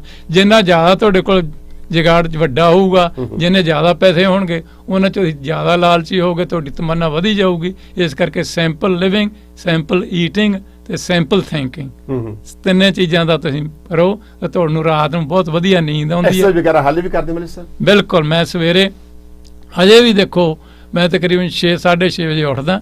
ਉੱਠ ਕੇ ਫਿਰ ਜਾ ਕੇ ਯੋਗਾ ਵੀ ਕਰਦਾ, ਐਕਸਰਸਾਈਜ਼ ਵੀ ਕਰਦਾ। ਉਦੋਂ ਬਾਅਦ ਬ੍ਰੇਕਫਾਸਟ ਕਰਕੇ, ਕਿਉਂਕਿ ਸ਼ੁਕਰਾਨਾ ਵੀ ਕਰਨਾ ਚਾਹੀਦਾ ਸਾਨੂੰ, ਜਿਸ ਗੁਰੂ ਨੇ ਸਾਨੂੰ ਚੰਗੀ ਸਿਹਤ ਬਖਸ਼ੀ ਹੈ। ਫਿਰ ਮੈਂ ਸਾਰਾ ਗੁਰੂ ਦਾ। ਤੁਸੀਂ ਫਿਕਰਮੰਦ ਹੋ ਜਿਹੜੀ ਨਵੀਂ ਜਨਰੇਸ਼ਨ ਜਿਹੜੇ ਇਸ ਪੋਲਿਟਿਕਸ ਵਿੱਚ ਲੋਕ ਆ ਰਹੇ ਨੇ, ਡਸਨਟ ਮੈਟਰ ਕਿਹੜੀ ਪਾਰਟੀ ਵਿੱਚ ਆ ਰਹੇ ਨੇ, ਤੁਸੀਂ ਫਿਕਰਮੰਦ ਹੋ ਜੋ ਕੁਝ ਹੋ ਰਿਹਾ? ਅਖਬਾਰਾਂ ਨੇ ਸੁਰਖੀਆਂ, ਕਈ ਵਾਰ ਮੈਂਬਰ ਪਾਰਲੀਮੈਂਟ ਬਣਦੇ ਨੇ, ਉਹਨਾਂ ਨੂੰ ਚਾਰਜ ਰੱਖਦੇ ਨੇ। ਤੁਸੀਂ ਕਦੇ ਸੋਚਿਆ ਸੀ ਆਪਣੀ ਜ਼ਿੰਦਗੀ ਵਿੱਚ ਕਿ ਇਸ ਤਰ੍ਹਾਂ ਵੀ ਸਾਡੇ ਵੀ ਫੀਲਡ ਵਿੱਚ ਇਹ ਕਰਪਸ਼ਨ ਦਾ ਘੱਟਾ ਧੂੜ ਜਿਹੜੀ ਆ ਸਕਦੀ ਹੈ? ਨਹੀਂ, ਮੇਰਾ ਤੇ ਇੱਕ ਐਗਜ਼ਾਮਪਲ ਸੈੱਟ ਕੀਤੀ ਸੀ, ਡ੍ਰੀਮ ਸੀ ਇਹ, ਕਿ ਸਾਫ਼ ਸੁਥਰੀ ਜਿਹੜੀ ਪੋਲੀਟਿਕਸ ਦਿਓ। ਜੇ ਤੁਸੀਂ 1,70,000 75,000 ਨਾਲ ਨਹੀਂ ਤੁਹਾਨੂੰ ਸ਼ਾਂਤੀ ਮਿਲਦੀ, ਰਾਜ ਨਹੀਂ ਮਿਲਦਾ, ਤੇ ਫਿਰ ਇਦੋਂ ਪਰੇ ਤੱਕ ਕੀ ਆ। ਔਰ ਸਭ ਤੋਂ ਵਧੀਆ ਕਿ ਅਸੀਂ ਇੱਥੇ ਕੰਟਰੀ ਦੇ 'ਚ ਆ ਗਏ ਆ, ਤੇ ਇੱਥੇ ਆ ਕੇ ਸਾਨੂੰ ਫੂਡ ਤਾਂ ਵਧੀਆ ਮਿਲਦਾ ਨਾ। ਫੂਡ ਜਿਹੜਾ ਸੌਰੀ ਟੂ ਇੰਟਰਪਟ ਯੂ, ਅੱਜ ਅਸੀਂ ਪਹਿਲੀ ਵਾਰ ਬਣੇ ਉਹਨੇ ਆਪਣੇ 1993 ਦੇ ਵਿੱਚ ਜੀ 26 ਸੌ ਚੁੱਕੀ where's that by the way? Okay, ਹਾਂਜੀ, ਤੁਸੀਂ 25 ਅਕਤੂਬਰ ਨੂੰ ਸੌ ਚੁੱਕੀ ਮੈਨੂੰ। ਅੱਛਾ, ਤਾਂ ਉਸ ਵੇਲੇ ਤੁਹਾਡੀ ਪਹਿਲੀ ਪੇ ਕਿੰਨੀ ਸੀਗੀ ਯਾਰ? ਉਦੋਂ ਕਿੰਨੀ? ਉਸ ਟਾਈਮ ਸੀਗੀ ਜੀ ਆਪਣਾ ਮੇਰਾ ਖਿਆਲ 70-75,000? ਨਹੀਂ 1 ਲੱਖ ਸ਼ਾਇਦ 35-40,000 ਸੀ ਉਦੋਂ ਵੀ ਸਾਲ ਦੀ। ਹਾਂਜੀ, 1,30,000 ਸ਼ਾਇਦ। ਮਿਹਰਬਾਨੀ ਮਲਿਕ ਸਾਹਿਬ, good luck for you for your future. So ਅਸੀਂ ਤੁਹਾਡੀ ਸਿਹਤ ਦੀ ਤੰਦਰੁਸਤੀ ਲਈ ਆਸ ਅਰਦਾਸ ਕਰਦੇ ਹਾਂ, ਅਤੇ ਜਿਹੜੇ ਨਵੇਂ ਆ ਰਹੇ ਲੋਕ ਨੇ ਉਹਨਾਂ ਨੂੰ ਤੁਸੀਂ ਪ੍ਰੇਰਿਤ ਕੀਤਾ ਆ, ਅਤੇ ਕੁਝ ਨਸੀਹਤ ਵੀ ਦਿੱਤੀ ਆ ਕਿ ਤੁਸੀਂ ਵੀ ਜਰਾ ਧਿਆਨ ਵਿੱਚ ਰਹਿਣਾ, ਤਾਂ ਕਿ ਜ਼ਿੰਦਗੀ ਜਿਹੜੀ ਹੈ ਸਿੰਪਲ ਹੀ ਠੀਕ ਹੈ। ਔਰ ਤੁਹਾਨੂੰ ਇੰਨਾ ਸਰਕਾਰ ਇੰਨਾ ਟੈਕਸ ਪੈਸੇ ਜਾਂਦੇ ਆ, ਔਰ ਇੱਕ ਸਬਕ ਇਹਨਾਂ ਨੂੰ ਲੋਕਾਂ ਨੂੰ ਸਿੱਖਣਾ ਚਾਹੀਦਾ। ਜੇ ਇੱਕ ਮੈਂਬਰ ਪਾਰਲੀਮੈਂਟ 18 ਸਾਲ ਜਿਹੜੇ ਰਹੇ ਆ, ਇਹ ਆਪਣੀ ਗੱਡੀ ਵਿੱਚ ਆਟੋਮੈਨ ਜਾਂਦੇ ਆ, ਜਾਣ ਦਾ ਮਕਸਦ ਸੀਗਾ ਕਿ ਅਸੀਂ ਟੈਕਸ ਦੀ ਮਨੀ ਜਾਂ ਲੋਕਾਂ ਦਾ ਪੈਸਾ ਕਿਉਂ ਖਰਾਬ ਕਰੀਏ। ਤਾਂ ਅੱਜ ਕੱਲ੍ਹ ਜਿਹੜੇ ਨਵੇਂ ਆਏ ਨੇ ਤੇ ਬਿਜ਼ਨਸ ਕਲਾਸ ਤੋਂ ਬਗੈਰ ਬੈਠਦੇ ਨੇਗੇ। ਇਹ ਵੀ ਇੱਕ ਦੇਖਿਆ ਜਾਵੇ ਕਿ ਸੋਚਣ ਵਾਲੀ ਗੱਲ ਹੈ। ਪਹਿਲੇ ਮੈਂਬਰ ਪਾਰਲੀਮੈਂਟ ਤੇ ਹੁਣ ਦੇ ਪਾਰਲੀਮੈਂਟ ਵਿੱਚ ਇਹ ਇੱਕ ਨਹੀਂ, ਕਿੰਨੇ ਹੀ ਫਰਕ ਨੇ ਜਿਹੜੇ ਕਿ ਤੁਹਾਡੇ ਨਾਲ ਅਸੀਂ ਸਾਂਝੇ ਕੀਤੇ। ਬਾਕੀ ਜਿਸ ਤਰ੍ਹਾਂ ਤੁਸੀਂ ਬਾਦਸ਼ਾਹ ਸਾਹਿਬ ਦੱਸ ਰਹੇ ਆ, ਇੱਥੇ ਟੈਕਸ ਦਾ ਜਿਹੜਾ ਹੈਗਾ ਐਤਕੀ ਮਤਲਬ ਕਿਉਂਕਿ ਹੁਣ ਪਹਿਲਾਂ RSP ਕਰਾਈ ਹੁੰਦੀ ਆ, ਤੁਸੀਂ ਉਹ ਕਢਾਉਣੇ ਆ, ਤੇ ਹੁਣ ਐਤਕੀ ਸਮਾਂ ਮੇਰੀ ਪੈਨਸ਼ਨ ਦੇ ਵਿੱਚ ਉਹਨਾਂ ਨੇ 3,000 ਸਾਲ ਦਾ ਕੱਟ ਕਰਤਾ, ਕਿਉਂਕਿ RSP ਕਢਾਉਣ ਉਹਦੀ ਇਨਕਮ ਦੇ ਨਾਲ $3,000 ਟੈਕਸ ਐਕਸਟਰਾ, ਜਿਹੜਾ ਪਹਿਲਾਂ ਜਿਹੜਾ ਦੇਣੇ ਪਹਿਲਾਂ ਸਾਰੀ, ਤੇ ਹੁਣ ਐਕਸਟਰਾ 3,000 ਜਿਹੜਾ 1 ਸਾਲ ਵਾਸਤੇ 1 ਜੁਲਾਈ ਤੋਂ ਅਗਲੀ ਜੁਲਾਈ ਤੱਕ $3000 ਉਹਨਾਂ ਨੇ ਘੱਟ ਕਰਤਾ। ਆਈ ਸੀ, ਮਿਹਰਬਾਨੀ ਮੱਲੀ ਸਾਹਿਬ। ਔਰ ਕੁਛ ਕਹਿਣਾ ਚਾਹੁੰਦੇ ਅੰਤ ਵਿੱਚ? ਅੰਤ ਵਿੱਚ ਮੈਂ ਇਹੀ ਚਾਹੁੰਦਾ ਮੈਂ ਕਿ ਤਮੰਨਾ ਕਿ ਦੁਬਾਰਾ ਫਿਰ ਇਲੈਕਸ਼ਨ ਲੜਨ ਦੀ? ਨਹੀਂ, ਹੁਣ ਤਾਂ ਨਹੀਂ। ਕਿੰਨੀ ਉਮਰ ਦੇ ਹੋਗੇ ਤੁਸੀਂ ਵੈਸੇ ਹੁਣ? ਉਮਰ ਤਾਂ ਹੁਣ ਕਾਫੀ ਹੋ ਗਈ ਹੈ ਵੈਸੇ, ਪਰ ਫੇਰ ਵੀ ਕਲੋਜ਼ ਟੂ 75? ਨਹੀਂ ਇਦੋਂ ਤਾਂ ਥੱਲੇ ਆ ਕਾਫੀ। I see. ਸੋ ਮੈਂ ਸਮਝਦਾ ਕਿ ਜਿੰਨੀ ਦੇਰ ਤੁਰੇ ਫਿਰਦੇ ਆ, ਸਭ ਤੋਂ ਵੱਡੀ ਹੁਣ ਤਾਂ ਇਹ ਸ਼ੁਕਰਾਨਾ ਪ੍ਰਮਾਤਮਾ ਦਾ ਸਿਹਤ ਕਿ ਤੰਦਰੁਸਤ। ਚੰਗੀ ਸਿਹਤ ਬਖਸ਼ੀ ਹੈ, ਤੁਰੇ ਮਿਹਰਬਾਨੀ। ਫਿਰਦੇ ਆ, ਕਿਸੇ ਇਹ ਨਹੀਂ ਵੀ ਤੇ ਚੰਗੀ ਸਿਹਤ ਦੇ ਨਾਲ ਹੀ ਸਭ ਕੁਝ ਆ। ਸੋ ਲੇਕਿਨ ਮੈਂ ਸਾਰਿਆਂ ਦਾ ਫਿਰ ਵੀ ਉਹਨਾਂ ਲੋਕਾਂ ਦਾ ਜਿਨ੍ਹਾਂ ਨੇ ਮੈਨੂੰ ਬਹੁਤ ਲੰਬਾ ਸਮਾਂ ਚੁਣਦੇ ਰਹੇ ਆ ਪਾਰਲੀਮੈਂਟ ਦੇ ਵਿੱਚ, ਉਹਨਾਂ ਦੀ ਸਹਾਇਤਾ ਕੀਤੀ ਆ, ਉਹਨਾਂ ਦਾ ਰਿਣੀ ਆ। ਤੇ ਮੈਂ ਹਮੇਸ਼ਾ ਹੀ, ਇਹ ਨਹੀਂ ਮੈਂ ਹੁਣ ਮੈਂਬਰ ਪਾਰਲੀਮੈਂਟ ਨਹੀਂ ਆ, ਫਿਰ ਵੀ ਮੈਂ ਤੁਹਾਡੇ ਦੁੱਖ ਸੁੱਖ ਦੇ ਵਿੱਚ ਜਿੰਨੀ ਦੇਰ ਮੈਂ ਚੱਲਦਾ ਫਿਰਦਾ ਹਮੇਸ਼ਾ ਹੀ ਰਿਣੀ ਚੱਲਦਾ ਫਿਰਦਾ ਰਹਾਂਗਾ, ਤੁਹਾਡੀ ਹੈਲਪ ਕਰਦਾ ਰਹਾਂਗਾ, ਤੁਹਾਡੇ ਨਾਲ ਦੁੱਖ ਸੁੱਖ ਜਿਹੜਾ ਸਾਂਝਾ ਕਰਦਾ ਰਹਾਂਗਾ। ਨਹੀਂ ਤਾਂ ਇਹ ਹੁੰਦਾ ਕਿ ਬੰਦਾ ਮਤਲਬ ਪ੍ਰਸਤ ਹੋ ਜਾਂਦਾ ਕਿ ਹੁਣ ਮਤਲਬ ਨਹੀਂ, ਕੋਈ ਲੋੜ ਨਹੀਂ। ਮੇਰਾ ਹਜੇ ਵੀ ਉਹੀ ਟ੍ਰੈਡੀਸ਼ਨ ਹੈ ਜਿਹੜੀ ਪਹਿਲਾਂ ਸੀ, ਰਹੂਗੀ। ਸੋ ਤੁਹਾਡਾ ਸਾਰੇ ਪਰਿਵਾਰਾਂ ਦਾ ਬਹੁਤ ਬਹੁਤ ਧੰਨਵਾਦ। ਬਾਸੀ ਸਾਹਿਬ ਤੁਹਾਡਾ ਬਹੁਤ ਧੰਨਵਾਦ ਕਰਦਾ, ਤੇ ਤੁਸੀਂ ਲੰਬਾ ਸਮਾਂ ਜਿਹੜਾ ਸਾਡੇ ਨਾਲ ਸਹਾਇਤਾ ਕੀਤੀ। ਤੁਸੀਂ ਤਾਂ 1992 ਤੋਂ ਹੀ ਸਾਡੇ ਨਾਲ ਜੁੜੇ ਹੋਏ ਹੋ ਬਤੌਰ ਮਤਲਬ ਮੈਂ ਤੁਹਾਡਾ ਵੋਟਰ ਵੀ ਰਿਹਾ, ਰਿਪੋਰਟਰ ਵੀ ਰਿਹਾ, ਸਪੋਰਟਰ ਵੀ 1992 ਤੋਂ ਹੀ, ਨਾਮੀਨੇਸ਼ਨ ਦੇ ਸਮੇਂ ਤੋਂ ਹੀ ਤੁਸੀਂ ਹੈਲਪ ਕਰਦੇ ਰਹੇ ਹੋ। ਤੇ ਤੁਸੀਂ ਤੁਹਾਡੀ ਮੈਂ ਰਿਣੀ ਹੈ ਤੁਹਾਡੇ ਪਰਿਵਾਰ ਦਾ, ਤੁਹਾਡੀ ਮਾਤਾ ਜੀ ਦਾ। ਉਹ ਬਹੁਤ ਹਜੇ ਵੀ ਜਦੋਂ ਘਰੇ ਜਾਈਦਾ ਮਿਲਣ ਵਾਸਤੇ, ਰਾਹ ਖੜੇ ਵੀ ਬਹੁਤ ਸਤਿਕਾਰ ਦਿੰਦੇ ਆ, ਉਹਨਾਂ ਦਾ ਹੀ ਮੈਂ ਬਹੁਤ ਬਹੁਤ ਧੰਨਵਾਦ ਕਰਦਾ। ਬਾਕੀ ਮੈਂ ਤੁਹਾਡੇ ਅੱਗੇ ਆਉਂਦਾ ਰਿਹਾ, ਤੁਹਾਡੇ ਨਾਲ ਹੋਰ ਇੱਥੇ ਤੁਹਾਡੇ ਅਸਿਸਟੈਂਟ ਹੁੰਦੇ ਸੀਗੇ, ਲੇਕਿਨ ਮੈਨੂੰ ਬੜੀ ਖੁਸ਼ੀ ਹੋਈ ਹੈ ਦੇਖ ਕੇ ਕਿ ਗੁਰਪ੍ਰੀਤ ਸਿੰਘ ਜਿਹੜਾ ਹਨ ਤੁਹਾਡੇ ਨਾਲ, ਸਿੱਧੂ, ਇਹ ਇੰਨੀ ਕੇਅਰ ਕਰਦੇ ਆ। ਮੈਂ ਦੇਖ ਰਿਹਾ ਸੀ, ਕੱਲੀ ਚੀਜ਼ ਆਵਾਜ਼ ਕਰ ਰਿਹਾ ਸੀ। ਅੱਗੇ ਵੀ ਤੁਹਾਡੇ ਕੋਲ ਹੁੰਦੇ ਸੀ, ਤੁਸੀਂ ਜ਼ਿਆਦਾ ਆਪ ਹੀ ਹਿੰਮਤ ਕਰਦੇ ਸੀ, ਆਹ ਬਟਨਾ ਇਹ ਆ ਕੇ ਉੱਥੋਂ ਵੇਖ ਲਓ ਦੂਸਰੇ ਕਮਰੇ 'ਚੋਂ ਮਾੜੀ ਜੀ ਤਾਰ ਵੀ ਇੱਧਰ ਆ, ਤੇ ਨੋਟ ਕਰਦੇ ਇਹਨਾਂ ਨੇ ਤੁਹਾਡੀ, ਉਹ ਵੇਖਿਆ ਵੀ ਇੱਥੋਂ ਆਇਆ ਆਵਾਜ਼ ਦਾ ਕੀ ਹੈ। ਇਹ ਮੁੰਡਾ ਮੇਰੇ ਹਿਸਾਬ ਨਾਲ, ਮੇਰੇ ਤਜਰਬੇ ਦੇ ਹਿਸਾਬ ਨਾਲ, ਇਹ ਜਿਹੜਾ ਸਿੱਧੂ ਸਾਹਿਬ ਤੁਹਾਡੇ ਨਾਲ ਬਹੁਤ ਹੀ 100% ਤੋਂ ਵੱਧ ਸਿੰਸੀਅਰ ਆ, ਔਰ ਤੁਹਾਡੇ ਕੰਮ ਦੀ ਬੜੇ ਵਧੀਆ ਤਰੀਕੇ ਨਾਲ ਅਗਵਾਈ ਕਰ ਰਹੇ ਆ। ਮੈਂ ਸਮਝਦਾ ਬਾਕੀ ਇਹ ਕੁਦਰਤੀ ਆ, ਮੇਰਾ ਖਿਆਲ ਇਹ ਬਠਿੰਡੇ ਤੋਂ ਆ। ਮੈਂ ਆਖਿਆ ਵੀ ਬਠਿੰਡੇ ਦੇ ਲੋਕ ਥੋੜਾ ਸਿੰਪਲ ਹੁੰਦੇ ਆ, ਸੁਭਾਅ ਦੇ ਜ਼ਿਆਦਾ ਚੰਗੇ ਹੁੰਦੇ ਆ, ਤੇ ਇਹਨਾਂ ਤੇ ਉਹ ਵਾਕਈ ਇਹਨਾਂ ਨੇ ਪ੍ਰੂਵ ਕਰਤਾ ਹੈ ਤੁਹਾਡੀ ਜਿਹੜੀ ਲਾਇਲਟੀ, ਜਿਹੜੀ ਜਿਸ ਤਰ੍ਹਾਂ ਨੇ ਦੇਖਿਆ ਮਾਈਕ ਦਾ, ਹੋਰ ਵੀ ਬਾਹਰ ਵੀ ਕੋਈ ਕਾਲ ਵੀ ਆਉਂਦੀ ਹੈ, ਇਹ ਕੋਸ਼ਿਸ਼ ਕਰਦੇ ਮੈਂ ਉਸ ਨੂੰ ਹੈਂਡਲ ਕਰ। ਬਿਲਕੁਲ। ਸੋ ਇਹਨਾਂ ਦਾ ਹੀ ਬਹੁਤ ਅਮਲੀ ਸਾਹਿਬ ਹੈ, ਤੁਸੀਂ ਦੇਖ ਲਓ ਕਿ ਜ਼ਿੰਦਗੀ ਵਿੱਚ ਕੁਝ ਜ਼ੁਲਮ ਲੋਕਾਂ ਨੇ ਮੇਰੇ ਤੇ ਵੀ ਜ਼ਾਲਮ ਕੀਤਾ, ਹਰ ਖੇਤਰ ਵਿੱਚ ਕਰਦੇ ਆ, ਪੋਲੀਟੀਕਲ ਲੋਕ ਵੀ ਕਰਦੇ ਇੱਕ ਦੂਜੇ ਤੇ। ਔਰ ਇੱਕ ਸੱਚ ਹੈ ਕਿ ਲੋਕ ਜਿਹੜੇ ਆ ਰੇਡੀਓ ਦੀ ਫ੍ਰੀਕੁਐਂਸੀ ਦੇ ਨਾਲ ਨਹੀਂ ਜੁੜੇ ਹੋਏ ਬੰਦੇ, ਲੋਕ ਜੁੜੇ ਹੋਏ ਨੇ। ਔਰ ਹੋਸਟ ਲੋਕ ਜਿਹੜੇ ਨੇ ਮੱਲੀ ਸਾਹਿਬ ਜ਼ਰੂਰੀ ਨਹੀਂ ਕਿ ਮੈਂਬਰ ਆਫ ਪਾਰਲੀਮੈਂਟ ਜਿਹੜੇ ਮੌਜੂਦਾ ਆ ਉਹਦਾ ਸਤਿਕਾਰ ਕਰਦੇ ਆ। ਲੋਕਾਂ ਨੇ ਸਾਬਤ ਕੀਤਾ ਕੈਨੇਡਾ ਵਿੱਚ ਫਾਰਮਰ ਮੈਂਬਰ ਆਫ ਪਾਰਲੀਮੈਂਟ ਦਾ ਸਤਿਕਾਰ ਜਿਹੜਾ ਉਸ ਤੋਂ ਵੀ ਵੱਧ ਕਰਦੇ ਆ। ਇਹ ਤੁਹਾਡੀ ਪਰਸਨੈਲਿਟੀ ਆ, ਇੱਕ ਹੋਸਟ ਦੀ ਜ਼ਿੰਮੇਵਾਰੀ ਜਿਹੜੀ ਕਿ ਅਸੀਂ ਨਿਭਾ ਰਹੇ ਆ। ਮੈਨੂੰ ਲੱਗਦਾ ਕਿ ਮੱਲੀ ਸਾਹਿਬ this is A grade job you did. ਹਾਂਜੀ, ਕੁਝ ਕਾਲ ਚਾਹੁੰਦੇ ਹੋ? ਹਾਂਜੀ ਮੱਲੀ ਸਾਹਿਬ ਕੁਝ ਕਾਲ? ਬਿਲਕੁਲ ਚਾਹੀਦਾ। 5 ਮਿੰਟ ਲਈ ਅਸੀਂ ਚਾਹਾਂਗੇ ਕਿ ਜਿਹੜੇ ਲੋਕ ਕਾਲ ਕਰ ਲੈਣ। ਜੀ ਬਿਲਕੁਲ, ਬਸ ਮੈਂ ਚਾਹੂੰਗਾ ਹੈੱਡਫੋਨ ਪਲੱਗ ਇਨ ਕਰ ਦਿਓ। ਮੈਂ ਕਾਲਸ ਲਈ ਨਹੀਂ, ਮੈਂ ਮੱਲੀ ਸਾਹਿਬ ਨੂੰ ਕੋਈ ਮੈਸੇਜ ਦੇਣਾ ਚਾਹੁੰਦਾ, ਉਹਨਾਂ ਕੋਲ ਹੈੱਡਫੋਨ ਨਹੀਂ ਸੀ, ਇਸ ਲਈ ਮੈਂ ਤੁਹਾਨੂੰ ਦੇਖਿਆ ਜੀ। ਅੱਛਾ ਹਾਂਜੀ, ਕੁਝ ਲੋਡਿੰਗ ਮੱਲੀ ਸਾਹਿਬ ਇੱਥੇ ਲੋਡਿੰਗ ਇੱਥੇ ਪਲੱਗ ਇਨ ਕਰ ਦਿਓ। ਕੁਝ ਕਹਿਣਾ ਚਾਹੁੰਦੇ ਜੀ? ਤੁਸੀਂ ਪਲੱਗ ਇਨ ਚੇਂਜ ਕਰ ਦਿਓ। ਹਾਂ, ਵੀ ਡੈਡ ਆਲਰੇਡੀ ਜੀ। ਬਿਲਕੁਲ ਜੀ ਮੱਲੀ ਸਾਹਿਬ, ਤੁਸੀਂ ਇੰਨੇ ਸੋਹਣੇ ਸ਼ਬਦ ਵਰਤੇ, ਪਹਿਲਾਂ ਤਾਂ ਮੈਂ ਤਹਿ ਦਿਲੋਂ ਤੁਹਾਡਾ ਸਤਿਕਾਰ ਕਰਦਾ, ਧੰਨਵਾਦ ਕਰਦਾ ਜੀ। ਪਰ ਇੱਕ ਤੁਹਾਡੀ ਗੱਲਬਾਤ ਅੱਜ ਸੁਣ ਕੇ ਲੱਗਿਆ ਕਿ ਤੁਸੀਂ ਮਿਸਾਲ ਹੋ ਸਾਡੇ ਲਈ। ਨਹੀਂ ਤਾਂ ਇੱਥੇ ਆ ਕੇ ਲੋਕ 1-2 ਸਾਲਾਂ ਦੇ ਵਿੱਚ ਕੀ 2 ਮਹੀਨਿਆਂ ਦੇ ਵਿੱਚ ਹੀ ਪੈਰ ਛੱਡ ਜਾਂਦੇ, ਉਹਨਾਂ ਨੂੰ ਲੱਗਦਾ ਕੈਨੇਡਾ ਆਉਣਾ ਬਹੁਤ ਵੱਡੀ ਗੱਲ ਹੋ ਗਈ ਆ।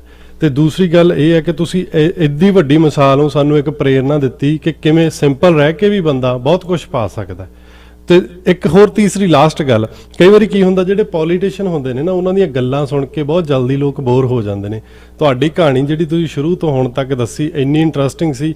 ਹਰ ਇੱਕ ਬੰਦੇ ਨੂੰ ਲੱਗਦਾ ਕਿ ਜੇ ਮੈਂ ਐਂ ਸਿੰਪਲੀ ਰਹਿ ਕੇ ਵੀ ਸਟਰਗਲ ਕਰਦਾ ਰਵਾਂ ਤਾਂ ਬਹੁਤ ਕੁਝ ਅਚੀਵ ਕਰ ਸਕਦਾ। ਤੇ ਬਾਕੀ ਬਠਿੰਡੇ ਵਾਲਿਆਂ ਦਾ ਤੁਸੀਂ ਬੜਾ ਜੀ ਮਾਣ ਬਖਸ਼ਿਆ, ਬਹੁਤ ਮਿਹਰਬਾਨੀ ਜੀ। ਐਕਚੁਅਲੀ ਬਠਿੰਡੇ ਦੇ ਨਾਨਕੇ ਵੀ ਸੀ, ਇਹ ਵੀ ਥੋੜੀ ਨੇੜਤਾ ਹੋ ਜਾਂਦੀ ਹੈ ਜੀ। ਬਿਲਕੁਲ ਜੀ। ਅੱਛਾ, ਆਈ ਜਸਟ ਟੇਕਿੰਗ ਲਿਟਲ ਕਾਲਸ, ਲੋਕਾਂ ਨੂੰ ਥੋੜੇ ਯਾਦ ਕਰਗੇ। ਕੁਝ ਕਾਲ ਮੈਂ ਪ੍ਰੋਸੀਡ ਕਰ ਲਵਾਂ ਜੀ। ਕੁਝ ਕਾਲ ਕਰ ਰਹੇ ਜਿਹੜੇ ਪੁਰਾਣੇ ਲੋਕ ਨੇ ਮੱਲੀ ਸਾਹਿਬ ਦੇ ਸਵਾਮਾਂ ਬਾਰੇ। ਸੁਖਪਾਲ ਜੀ ਕੀ ਕਹਿਣਾ ਚਾਹੁੰਦੇ? ਸਿੱਧੂ ਸਾਹਿਬ ਬੋਲੋ। ਮੈਂ ਮੱਲੀ ਸਾਹਿਬ ਨੂੰ ਵਧਾਈਆਂ ਦਿੰਦਾ, ਲੰਮੀ ਉਮਰ ਲਈ ਅਰਦਾਸ ਕਰਦੇ ਆ। ਤੇ ਸਾਡਾ ਪਾਣ ਜਿਵੇਂ ਤੁਸੀਂ ਕਹਿੰਦੇ ਹੋ ਸਾਦਕੀ, ਉਹ ਇਹਨਾਂ ਨੂੰ ਇੱਥੋਂ ਤੱਕ ਲਈ ਫਿਰਦੀ ਆ। ਤੇ ਨਹੀਂ ਵੀ MP ਤਾਂ ਸਾਡੇ MPਆਂ ਦੇ ਬਰਾਬਰ ਜ਼ਰੂਰ ਹੈ, ਉਹ MP ਕੰਮ ਨਹੀਂ ਕਰੂਗਾ, ਮੱਲੀ ਕੰਮ ਕਰ ਦੋ। ਹਾਂਜੀ ਮੱਲੀ ਸਾਹਿਬ ਦੇ ਅਸੀਂ ਇੰਨੇ ਰਿਣੀ ਆ, ਇਹਨਾਂ ਨੇ ਸਾਡੇ ਕੰਮ ਦੀ ਕਦਰ ਪਾਈ ਹੈ। ਜਦੋਂ ਵੀ ਇਹਨਾਂ ਨੇ ਸਾਨੂੰ ਬਾਜ਼ ਮਾਰੀ ਅਸੀਂ ਗਏ ਆ। ਮਿਹਰਬਾਨੀ, ਥੈਂਕ ਯੂ ਸਾਡੇ ਕੁਝ ਲੋਕ ਪੁਰਾਣੇ ਕਾਲ ਕਰਨ, ਮੈਨੂੰ ਚੰਗਾ ਲੱਗੂਗਾ ਕਿ ਅੱਜ ਸਟੂਡੀਓ 'ਚ ਮਹਿਮਾਨ ਆਏ ਨੇ, ਸੋ ਮੈਂ ਬੇਨਤੀ ਕਰਾਂਗੇ ਜਿਹੜੇ ਲੋਕ ਪੁਰਾਣੇ ਆਏ ਨੇ ਜਿਨ੍ਹਾਂ ਨੇ ਮੱਲੀ ਸਾਹਿਬ ਦੇ ਸਮੇਂ ਦੇ ਦੌਰਾਨ ਇਹਨਾਂ ਸਵਾਮਾਂ ਲਈਆਂ ਨੇ, ਸੋ ਅਸੀਂ ਇੱਕ ਕਮਰਸ਼ੀਅਲ ਬ੍ਰੇਕ ਤੋਂ ਬਾਅਦ ਵਾਪਸ ਆ ਰਹੇ ਹਾਂ। ਗੁਰਦੀਪ ਤੁਸੀਂ ਲਾਈਨ ਤੇ ਹੋ? ਹਾਂਜੀ ਤੁਸੀਂ ਕਮਰਸ਼ੀਅਲ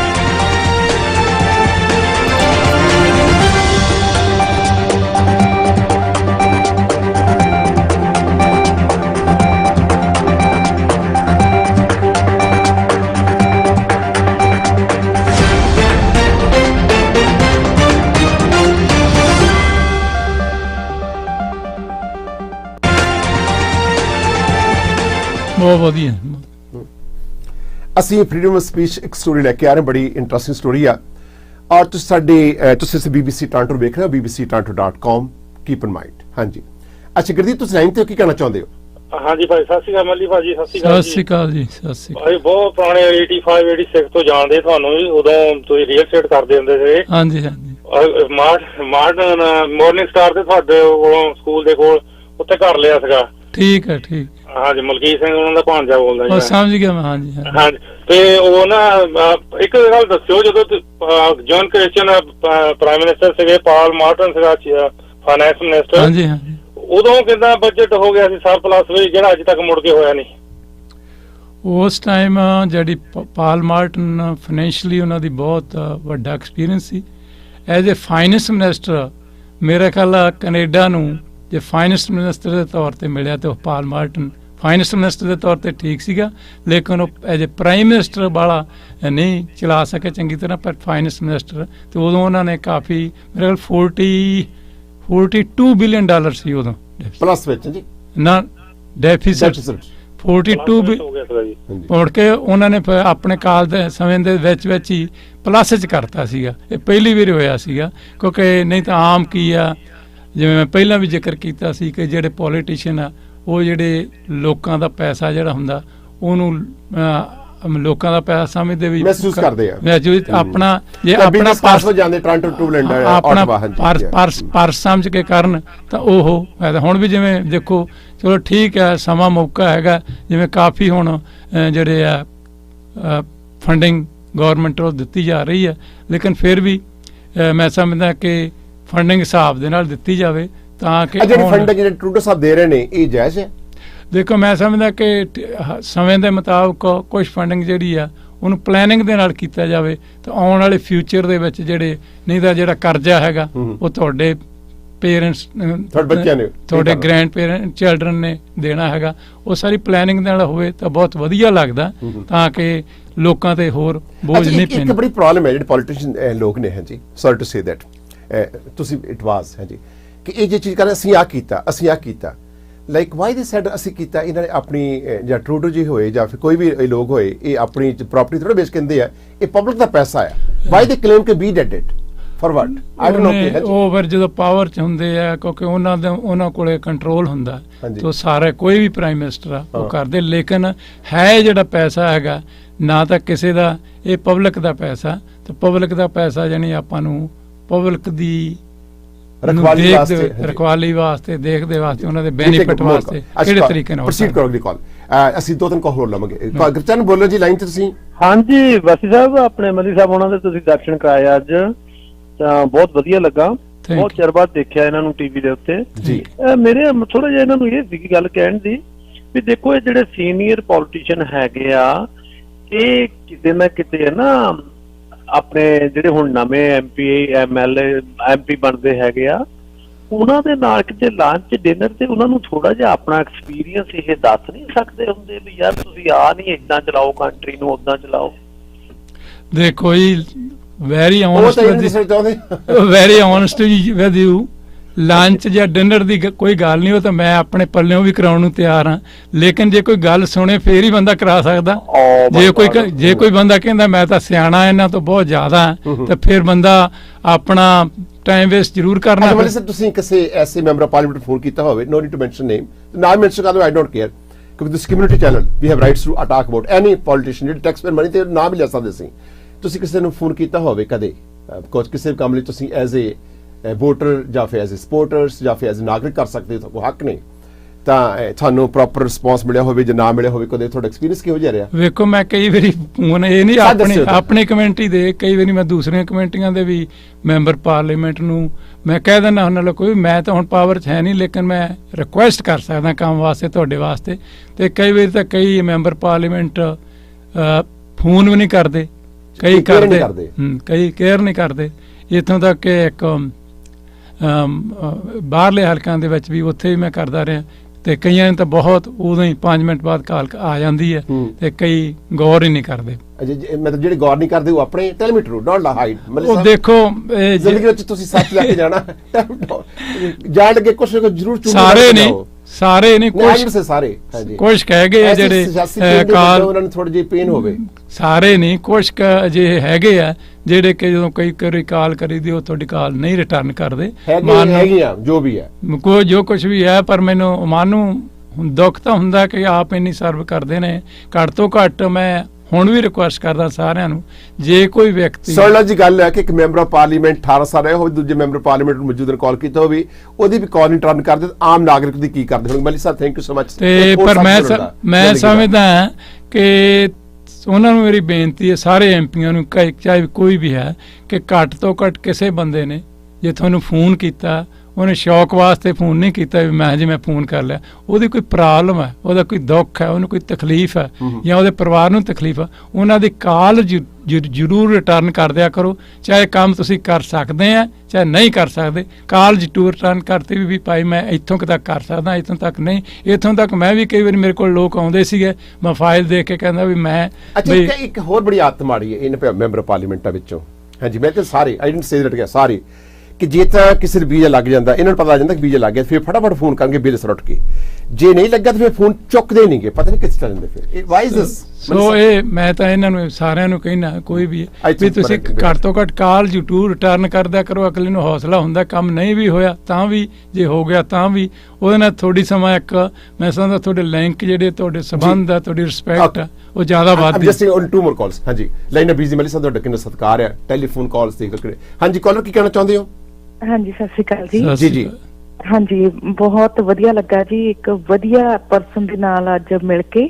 ਥੈਂਕ ਯੂ ਬਾਸੀ ਸਾਹਿਬ ਤੁਹਾਡਾ ਕਿ ਤੁਸੀਂ ਇੰਨੇ ਵਧੀਆ ਪਰਸਨ ਨਾਲ ਸਾਡੀ ਮੁਲਾਕਾਤ ਕਰਾਈ, ਤੇ ਇਦਾਂ ਦੇ ਓਨੈਸਟ ਹੀ ਸਾਨੂੰ ਸਾਡੇ ਐਮਪੀ ਚਾਹੀਦੇ ਨੇ। ਅੱਜ ਕੱਲ ਤਾਂ ਬਸ ਜੀ ਟੋਰਾ ਹੀ ਨੇ ਪੱਲੇ, ਹੋਰ ਕੁਝ ਵੀ ਨਹੀਂ। ਹਾਂਜੀ thank you so much, great caller. I salute, take my salute please. ਅਗਲੀ ਕਾਲ। ਸਤਿ ਸ਼੍ਰੀ ਅਕਾਲ ਜੀ। ਹੈਲੋ ਸਤਿ ਸ਼੍ਰੀ ਅਕਾਲ ਭਾਜੀ। ਸਤਿ ਸ਼੍ਰੀ ਅਕਾਲ ਬਾਸੀ ਸਾਹਿਬ। ਜੀ ਬਾਸੀ ਸਾਹਿਬ ਪਹਿਲਾਂ ਮੈਂ ਨਿਊਯਾਰਕ ਤੋਂ ਬੋਲਦੀ ਹਾਂ, ਹਰਪ੍ਰੀਤ ਕੌਰ ਕੰਗ, ਤੇ ਮੈਂ ਤੁਹਾਡਾ ਸ਼ੋਅ ਹੀ ਵੇਖਦੇ ਆ ਰੋਜ਼। ਬਹੁਤ ਸੋਹਣਾ ਤੁਸੀਂ ਸਾਡੇ ਇੰਡੀਅਨ ਦੇ ਲਈ ਬਹੁਤ ਵਧੀਆ ਕੰਮ ਕਰ ਰਹੇ, ਉਹ ਵੀ ਅੱਜ ਦੇ ਟਾਈਮ ਦੇ ਵਿੱਚ।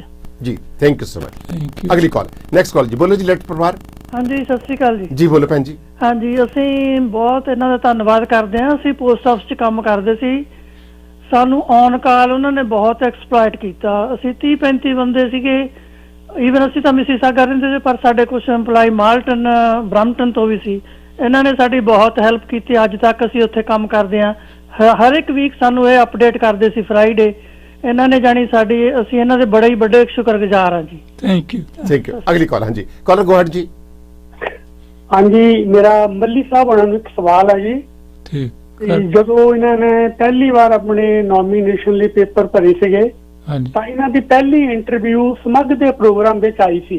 ਠੀਕ।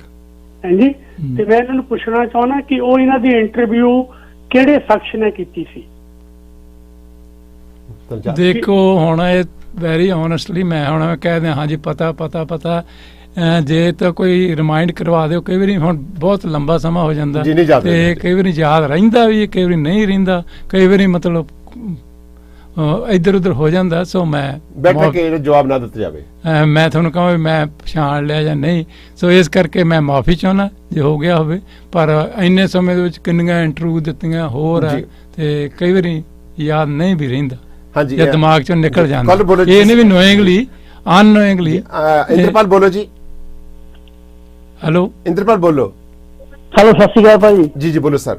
ਜੀ ਵਾਸੀ ਸਾਹਿਬ, ਬਹੁਤ ਬਹੁਤ ਤੁਹਾਡਾ ਧੰਨਵਾਦ। ਮੱਲੀ ਸਾਹਿਬ ਨੂੰ ਲੈ ਕੇ ਆਏ ਤੁਸੀਂ ਸਟੂਡੀਓ 'ਚ, ਔਰ ਇਹਨਾਂ ਨੇ 14 ਸਾਲ ਪਹਿਲਾਂ ਸਾਡੇ ਮਾਤਾ ਜੀ ਪੂਰੇ ਹੋ ਗਏ ਸੀ ਤੇ ਉਦੋਂ ਇਹਨਾਂ ਨੇ ਲੈਟਰ ਦਿੱਤਾ ਸੀ ਤੇ ਸਾਡੀ ਸਿਸਟਰ ਤੇ ਉਹਨਾਂ ਦੇ ਹਸਬੈਂਡ ਆਏ ਸੀਗੇ, ਔਰ ਉਹ ਫਸਟ ਟਾਈਮ ਕੈਨੇਡਾ 'ਚ ਆਏ ਸੀ ਤੇ 10 ਸਾਲ ਦਾ ਵੀਜ਼ਾ ਲੱਗਾ ਸੀਗਾ ਜੀ ਉਹਨਾਂ ਦਾ ਉਸ ਟਾਈਮ, ਤੇ ਹੁਣ ਤਾਂ ਖੈਰ ਆਉਂਦੇ ਜਾਂਦੇ ਰਹਿੰਦੇ। ਉਹ ਮੱਲੀ ਸਾਹਿਬ ਦੀ ਬਦੌਲਤ ਉਦੋਂ ਇਹਨਾਂ ਨੇ ਲੈਟਰ ਦਿੱਤਾ ਤੇ ਉਹ 1 ਵੀਕ ਦੇ ਵਿੱਚ ਉਹਨਾਂ ਨੂੰ ਵੀਜ਼ਾ ਮਿਲ ਗਿਆ ਸੀ, ਤੇ ਉਹ ਸਾਡੇ ਮਾਤਾ ਜੀ ਦੇ ਫਿਊਨਰਲ ਤੇ ਪੂਰੇ ਟਾਈਮ ਨਾਲ ਪਹੁੰਚ ਗਿਆ ਸੀ। ਤੇ ਅਸੀਂ ਇਹਨਾਂ ਦੇ ਆਫਿਸ ਦੇ ਵਿੱਚ ਵੀ ਗਏ ਸੀ ਤੇ ਸਾਡੇ ਭਾਜੀ ਸਾਹਿਬ ਤੇ ਆਪਣੇ ਇਹਨਾਂ ਨਾਲ ਫੋਟੋ ਵੀ ਕਰਵਾਈ ਸੀ, ਇਹਨਾਂ ਨੇ ਉਹਨੂੰ ਸਰਟੀਫਿਕੇਟ ਵੀ ਦਿੱਤਾ ਸੀ। ਸੋ ਮੱਲੀ ਸਾਹਿਬ ਬਹੁਤ ਬਹੁਤ ਧੰਨਵਾਦ ਤੁਹਾਡਾ। Thank you so much. Last call. ਹਾਂਜੀ, ਅੱਛਾ ਜੀ, ਲਾਸਟ ਕਾਲ ਲੈ ਲਓ। ਸੌਰੀ, ਲਾਈਨ ਡ੍ਰੌਪ ਹੋ ਗਈ ਕਾਲ। ਹਾਂਜੀ, ਸਤਿ ਸ਼੍ਰੀ ਅਕਾਲ ਜੀ। ਅੱਛਾ, ਲਾਈਨ ਡ੍ਰੌਪ ਹੋ ਗਈ। ਮੱਲੀ ਸਾਹਿਬ, ਸਮਾਂ ਜਿਹੜਾ ਹੈ ਮੇਰੇ ਖਿਆਲ ਕਿ ਸਾਨੂੰ ਅਸੀਂ ਚਾਹੁੰਦੇ ਤੁਹਾਡੇ ਹੋਰ ਗੱਲਾਂ ਕਰੀਏ। ਅਸੀਂ ਮਨ ਬੜਾ ਕਰਦਾ ਹੈ, ਮਨ ਮੇਰਾ ਬਹੁਤ ਕੁਛ ਕਰਦਾ ਹੈ, ਲੋਕੀ ਵੀ ਤੁਹਾਡੇ ਗੱਲਾਂ ਕਰਨੀ ਚਾਹੁੰਦੇ, ਤੁਹਾਨੂੰ ਸਤਿਕਾਰ ਦੇਣਾ ਚਾਹੁੰਦੇ, ਤੁਹਾਡਾ ਸਤਿਕਾਰ ਕਾਇਮ ਰਹੇ। ਆਲ ਦੀ ਬੈਸਟ। ਔਰ ਜਾਣ ਤੋਂ ਪਹਿਲਾਂ ਤੁਸੀਂ ਕੁਝ ਨਾ ਕੁਝ ਜ਼ਰੂਰ ਹੈ ਜੀ ਮੈਸੇਜ। ਅੱਛਾ, ਸਾਡੇ ਕਾਲਰ ਨੇ, ਸਾਡੇ ਬਹੁਤ ਪੁਰਾਣੇ ਕਾਲਰ ਨੇ, ਸਾਨੂੰ ਜਾਣਦੇ ਨੇ ਮੇਰੇ ਖਿਆਲ ਕਿ। ਕੁਲਜੀਤ ਜੀ ਬੋਲੋ ਜੀ। ਚਲੋ, ਹਾਂਜੀ ਕੁਲਜੀਤ ਜੀ ਬੋਲੋ ਜੀ, ਬੋਲੋ। ਹਾਂਜੀ ਮੱਲੀ ਸਾਹਿਬ, ਤੁਸੀਂ ਸਲੂਟ ਹੈ, ਥੈਂਕ ਯੂ। ਤੁਸੀਂ ਬੜਾ ਅੱਛਾ ਕੰਮ ਕੀਤਾ ਆਪਣੀ ਕਮਿਊਨਿਟੀ, ਬਹੁਤ ਜ਼ਿਆਦਾ। ਮੇਰਾ ਕੋਈ ਬੰਦਾ ਕੰਪਲੇਂਟ ਨਹੀਂ ਤੁਹਾਡੇ ਬਾਰੇ ਕਰ ਸਕਦਾ। Thank you. ਜਿਹੜੇ ਅੱਜ ਦੇ ਐਮਪੀ ਨੇ, ਮੈਂ ਵੈਸੇ ਨਾਮ ਹੀ ਲੈ ਦਿੰਦਾ, ਮੈਂ ਦੇਖੋ ਰੂਬੀ ਸੋਤਾ ਦੇ ਆਫਿਸ ਹੈ, ਮੈਂ ਇੱਕ ਵਾਰੀ ਕਾਲ ਕੀਤੀ ਹੈ, ਜ਼ਰੂਰ ਕਾਲ ਦਾ ਮੈਂ ਇਹਨਾਂ ਨੂੰ ਵੋਟ ਨਹੀਂ ਸਪਾਈ, ਪਰ ਇਹਨਾਂ ਦੇ ਆਫਿਸ ਤੋਂ ਕਾਲ ਰਿਟਰਨ ਜ਼ਰੂਰ ਆਉਂਦੀ ਹੈ, ਮੈਂ ਐਪਰੀਸ਼ੀਏਟ ਕਰਦਾ। ਪਰ ਇੱਕ ਮੈਂ ਐਮਪੀਆਂ ਜ਼ਰੂਰ ਕਹਾਂਗਾ, ਇੱਕ ਐਮਪੀ ਹੋਰ ਹੈ ਬਰੈਂਪਟਨ ਲਈ, ਉਹਦਾ ਬ੍ਰਦਰ ਹੀ ਐਮਪੀ ਬਣਿਆ ਨਾਲ, ਮੈਨੂੰ ਇਹ ਨਹੀਂ ਸਮਝ ਆਉਂਦੀ। ਇਹ ਐਮਪੀ ਨੂੰ ਰਿਕੁਐਸਟ ਹੈ ਵੀ ਜੇ ਤੁਸੀਂ ਐਮਪੀ ਬਣਦੇ ਹੋ, ਤੁਸੀਂ ਪਲੀਜ਼ ਜਿਹੜੀ ਆਪਣੇ ਦੋਸਤ ਜਿਹੜੇ ਤੁਹਾਡੇ ਵਲੰਟੀਅਰ ਹੈਲਪ ਕਰਦੇ ਉਹਨਾਂ ਜ਼ਰੂਰ ਆਫਿਸ ਜਗਾ ਦਿਓ, no problem. Thank you so ਔਰ ਮਚ। ਆਪਣੀ ਫੈਮਿਲੀ ਨੂੰ ਪਲੀਜ਼ ਫਰੰਟ ਤੇ ਨਾ ਲਿਆਓ, ਫੈਮਿਲੀ ਨੂੰ ਆਫਿਸ ਨਾ ਰੱਖੋ। ਬਿਲਕੁਲ। ਉਹ ਲੇਡੀ ਦਾ ਨਾਮ ਨਹੀਂ, ਉਹਦਾ ਬ੍ਰਦਰ ਹੀ ਐਮਪੀ ਬਣਿਆ ਹੋਇਆ, ਉਹੀ ਆਫਿਸ ਰੱਖਿਆ ਕੰਮ ਕਰੇ। This is too bad. ਇਹ ਸਾਰੇ ਐਮਪੀ ਨੂੰ ਚਾਹੀਦਾ ਕਿ ਰਿਲੇਟਿਵਸ ਨੂੰ ਪਲੀਜ਼ ਉਹਨਾਂ ਨੂੰ ਆਫਿਸ ਨਾ ਰੱਖੋ, ਨਾ ਫਰੰਟ ਤੇ ਕਰੋ। ਮਿਹਰਬਾਨੀ, ਬਹੁਤ ਅਸੀਂ ਤੁਹਾਨੂੰ ਚੁਣਿਆ ਤਾਂ ਕੰਮ। ਬਿਲਕੁਲ, thank you so much. Mani sahib ਬੜੀ ਮਿਹਰਬਾਨੀ, ਔਰ all the best for you, ਔਰ good wishes ji. Thank you so much. ਅਸੀਂ ਵਾਪਸ ਆ ਰਹੇ ਹਾਂ।